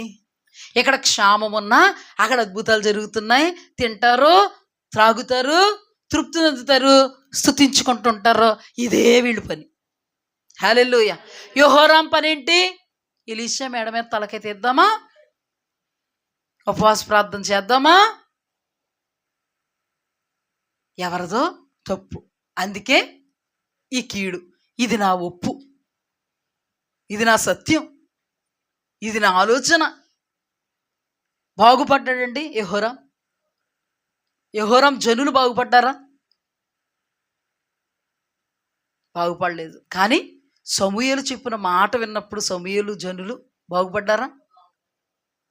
సమూయేలు మాట విన్నప్పుడు సమూయేలు దగ్గరికి వచ్చినటువంటి ఇశ్రాయేలు జనాంగం బాగుపడింది. ఇప్పుడు దేవుడిచ్చిన దేశం మంచి దేశమే కదా, దేవుడు మేలే చేసే దేవుడే. మరి ఎందుకు రివర్స్ అయింది అంటే దేవుడికి రివర్స్గా ఉండడం వల్ల. ఏ రోజు కూడా దేవునికి రివర్స్గా ఉండకూడదు. ఏ విషయంలో రివర్స్గా ఉన్నామండి అని కూడా అడగకూడదు. ప్రతి దినము నీ వద్దకు వస్తున్నటువంటి దేవుని వాక్యాన్ని బట్టి నీ జీవితాన్ని సరి చేసుకోవాలి. హల్లెలూయా. ఒప్పుకోవాలి, విడిచిపెట్టాలి. కొంతమంది తమ జీవితాల్లో చాలా స్ట్రాంగ్గా ఉంటారన్నమాట. అయితే గీతే నా వల్ల జరిగింది కాదు, అలాగే ఎప్పుడు మన జీవితంలో ఉండకూడదు. ఇది దేశం, ఇది నీ కుటుంబం కావచ్చు, ఇది నీ వ్యక్తిగతం కావచ్చు. దేశం పక్షంగా అయినా, కుటుంబం పక్షంగా అయినా, వ్యక్తిగతంగా అయినా, దైవజనులుగా మేమైనా, విశ్వాసులుగా మీరైనా ఒకేలా. అర్థమైందమ్మా? ఒకేలా. మన జీవితంలో మన భక్తి మనకి ధైర్యాన్ని పుట్టించగలగాలి. దేవునికి స్తుతి కలుగుగాక. చివరి సందర్భం ఒకటి చెప్పి నేను విడదీస్తాను, జాగ్రత్తగా వినండి. ఎస్తేరు గ్రంథంలో ఎస్తేరు, మొర్దెకై వాళ్ళ జనాంగం అహష్వేరోషు రాజు యొక్క సంస్థానంలో ఉన్నారు. ఆ దేశంలో చెరపట్టబడ్డారు. ఒక మాటలో చెప్పాలంటే చెరపట్టబడ్డానికి కారణం ఏంటి? చెరకు వెళ్ళిపోవడానికి కారణం ఏంటి? వాళ్ళ అవిధేయత. దేవుడు కీడుకి అప్పగించాడు. కానీ ఆ తర్వాత దినాల్లో మొర్దెకైని చూసినా, ఆ తర్వాత దినాల్లో మన ఇశ్రాయేలీల జనాంగాన్ని, యోధా జనాంగాన్ని చూసినా, ఇటు ఎస్తేరును చూసినా, ఎవరిలోనూ కూడా అక్రమం చూడం మనం. చూడండి, ఎవరిలోనూ అక్రమం చూస్తామా? వాళ్ళు చెరలోకి వచ్చారంటేనే దేవుడు కీడులోకి వచ్చారు. ఆ కీడులో కూడా వాళ్ళు పరిశుద్ధంగా బ్రతుకుతున్నారంటే దాని అర్థం ఏంటి? సమూయేలు గ్రంథములో ఉన్నటువంటి ఇశ్రాయేలీలు 7వ అధ్యాయంలో ఎలాగైతే దేవుని వైపుకి తిరిగి సమాధాన పడ్డారో అలా తిరిగి సమాధాన పడ్డారు. హల్లెలూయా. ఇప్పుడు వీళ్ళకి దేవుడికి మధ్య ఏముంది? సమాధానం. జాగ్రత్తగా వినాలి, సమాధానం ఉంది. ఇప్పుడు దేవుడు వీళ్ళని కీడుకి అప్పచెప్తాడా? దేవుడు ఏమన్నాడు? నువ్వు ఉన్న మంచి దేశంలో, అది ఒకవేళ నువ్వు అక్కడ ఉన్నా కూడా నువ్వు నా వైపు తిరిగితే అదే మంచి దేశం. హల్లెలూయా.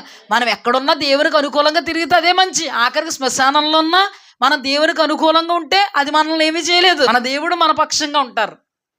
అయితే వీళ్ళు చెరలోకి వెళ్ళిన తర్వాత యూదుల్లో కానీ, మొర్దెకైలో కానీ, ఇంకొక వ్యక్తి మన ఎస్తేరులో కానీ ఎక్కడా కూడా అక్రమం కనబడదు. కీడు వాళ్ళ మీదకు వచ్చే పరిస్థితి లేదు ఇంకా కదా.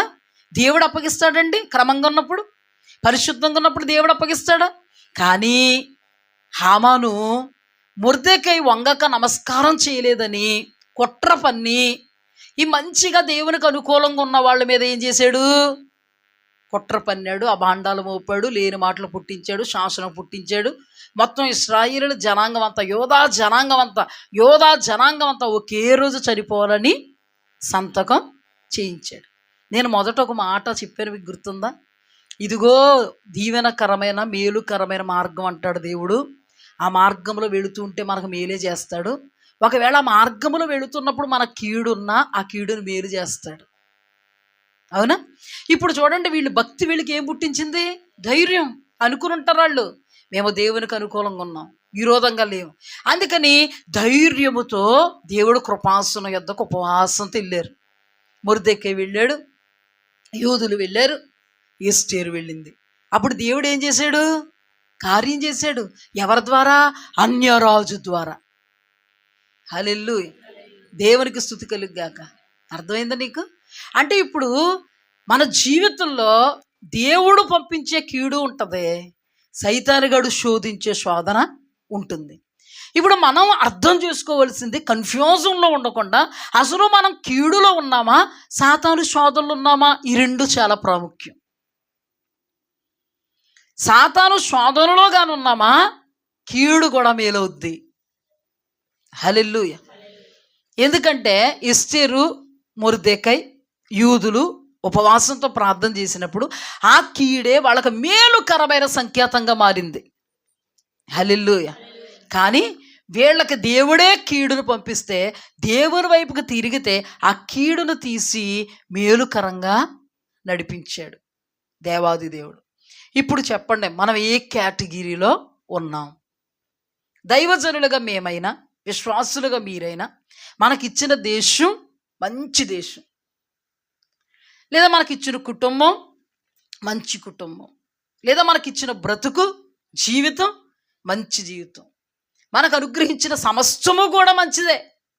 కానీ దేవుడు ఎదుట దానిని మనం మంచిగా అనుభవించగలుగుతున్నామా, లేదా కీడును కోసుకుంటున్నామా, కీడులో బ్రతుకుతున్నామా?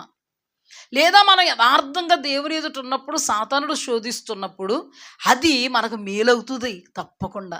అటువంటి అనుభవంలో ఉన్నామా? ఇప్పుడు ఏ తెగలో మనం ఉండాలి? మనం ఎవరో తెలుసా? జీవము కలిగిన దేవుని సంఘం, జీవము కలిగిన దేవుని ఆలయం. మనలో ఆత్మ సంబంధమైనటువంటి పౌరుషం, పట్టుదల ఉండాలి. మన దేవుడు మనకివ్వలేనిదంటూ ఏది లేదు. దేవుడు మనకు అధికారం ఇచ్చాడు, అపవాదిని ఎదిరించగలిగే శక్తి ఇచ్చాడు, మనల్ని దీవులతో కప్పుతానన్నాడు, ఆశీర్వాదాలతో కప్పుతానన్నాడు, నిండు నెమ్మదిస్తానన్నాడు, సమాధానం ఇస్తానన్నాడు, శాంతి ఇస్తానన్నాడు. దేవుడికి మనం ఏడవడం ఇష్టం లేదు. కానీ ఇప్పుడు మన బ్రతుకులు ఏడుస్తున్నాయా? తిని తృప్తి పొందలేని, స్తుతించలేనటువంటి అనుభవాలు ఉన్నాయా అంటే మన జీవితంలో ఈ 2 కేటగిరీస్కే మనకి సంబంధం ఉంటుంది. ఒకటే, దేవుడు వాక్యమును మతి తప్పి ప్రవర్తిస్తే దేవుడే మనకి కీడును పంపిస్తున్నాడు. రెండవది, దేవుని వాక్యానుసారంగా ఉన్న మనకి కీడుకరమైన పరిస్థితులు వస్తే ఖచ్చితంగా దానిని దేవుడు మేలుగా మార్చగల సమర్థుడు. హల్లెలూయా. ఇప్పుడు దేవుడు మనకి ఏం చేయాలంటే ఎలా చేయాలనుకుంటారు? మంచి చేయాలనుకుంటారు. దాన్ని చెడుగా మార్చుకుంటున్నది ఎవరు? మంచి చేయాలని మనకు వాగ్దానం ఇచ్చాడు, ఇప్పుడు మనం దాన్ని చెడుగా మార్చుకుంటున్నాం. ఈ మంచి అనే వాగ్దానం ఏమైంది? ఈ మేలు అనే వాగ్దానం ఏమైంది? ఈ ఆశీర్వాదం అనే వాగ్దానం ఏమైంది? అందుకే దేవుడు అన్నాడు, నేను మీకు ఇచ్చిన దేశం మంచి దేశం. ఈ మంచి దేశంలో కీడులు అనుభవిస్తున్నామంటే ఈ కీడు అసలు మనము దేవునికి విరోధంగా ఉంటూ వచ్చిన కీడా, లేదా మనం దేవుడికి అనుకూలంగా ఉంటే వచ్చినటువంటి శోధన అనేది చాలా జాగ్రత్తగా ఆలోచించాలి. ఏమంటే దేవునికి అనుకూలంగా కానీ మనం ఉన్నాం అనుకో, అన్యజనుల్లో నుంచి అన్న దేవుడు అద్భుతాలు చేస్తాడు మనకి. హల్లెలూయా. దేవునికి స్తుతి కలుగుగాక. అన్యజనుల్లో నుంచి కూడా దేవుడు మనకు అనుకూలంగా ఉంటే అద్భుతాలు చేస్తాడు. నెబుకద్నెజరు రాజు ఒక అన్యరాజు, కానీ చెరలో ఉన్నటువంటి దానియేలు, షద్రకు, మేషకు, అబేద్నెగోలకి మేలుకరంగా నిలబడింది ఎవరో? షద్రకు, మేషకు, అబేద్నెగోలు దానియేలుకి మేలుకరంగా నిలబడిన రాజు ఎవరు? అన్యరాజు కాదా? కోరేషు అనబడి అన్యరాజు ద్వారా మందిరాన్ని కట్టించలేదా? కట్టించలేదా?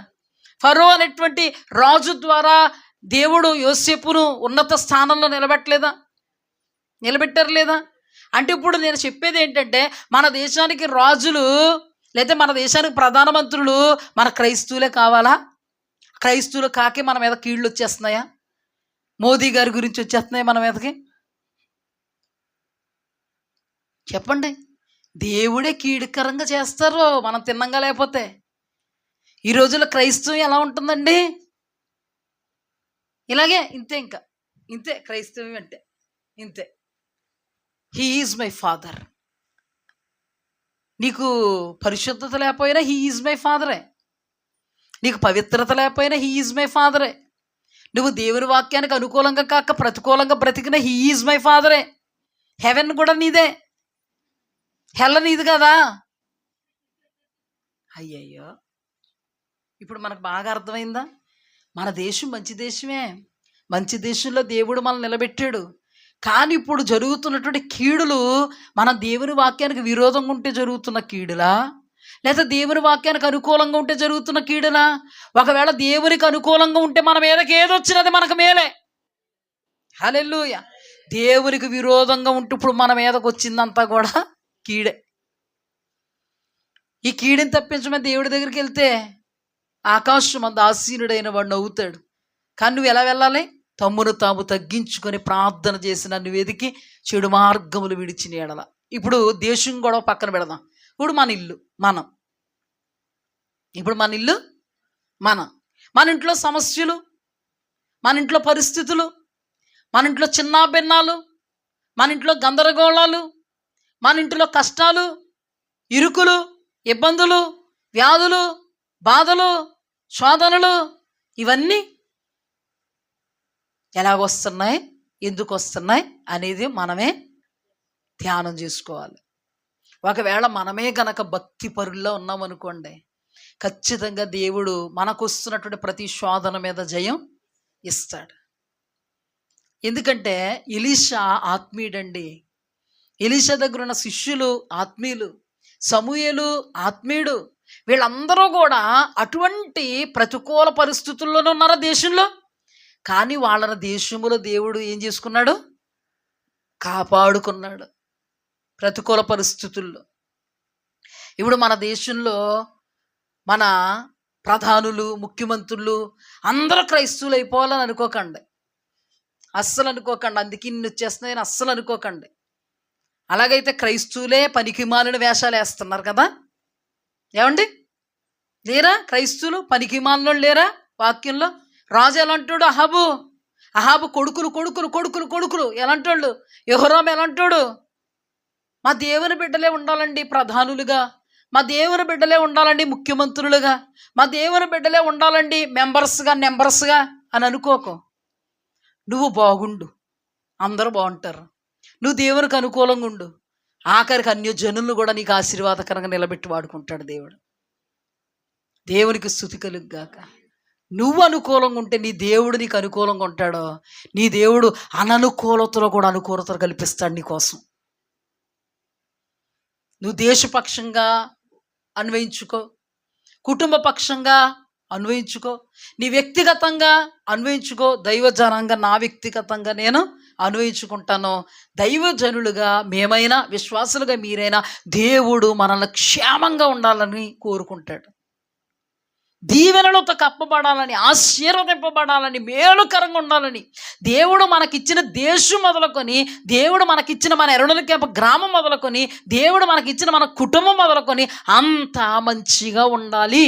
నా బిడ్డలకు నేను మంచి చెయ్యాలి, వారు నవ్వాలి, ఏడవకూడదు అని అనుకుంటాడు. మన ఏడుపుకి కారణం ఎవరు?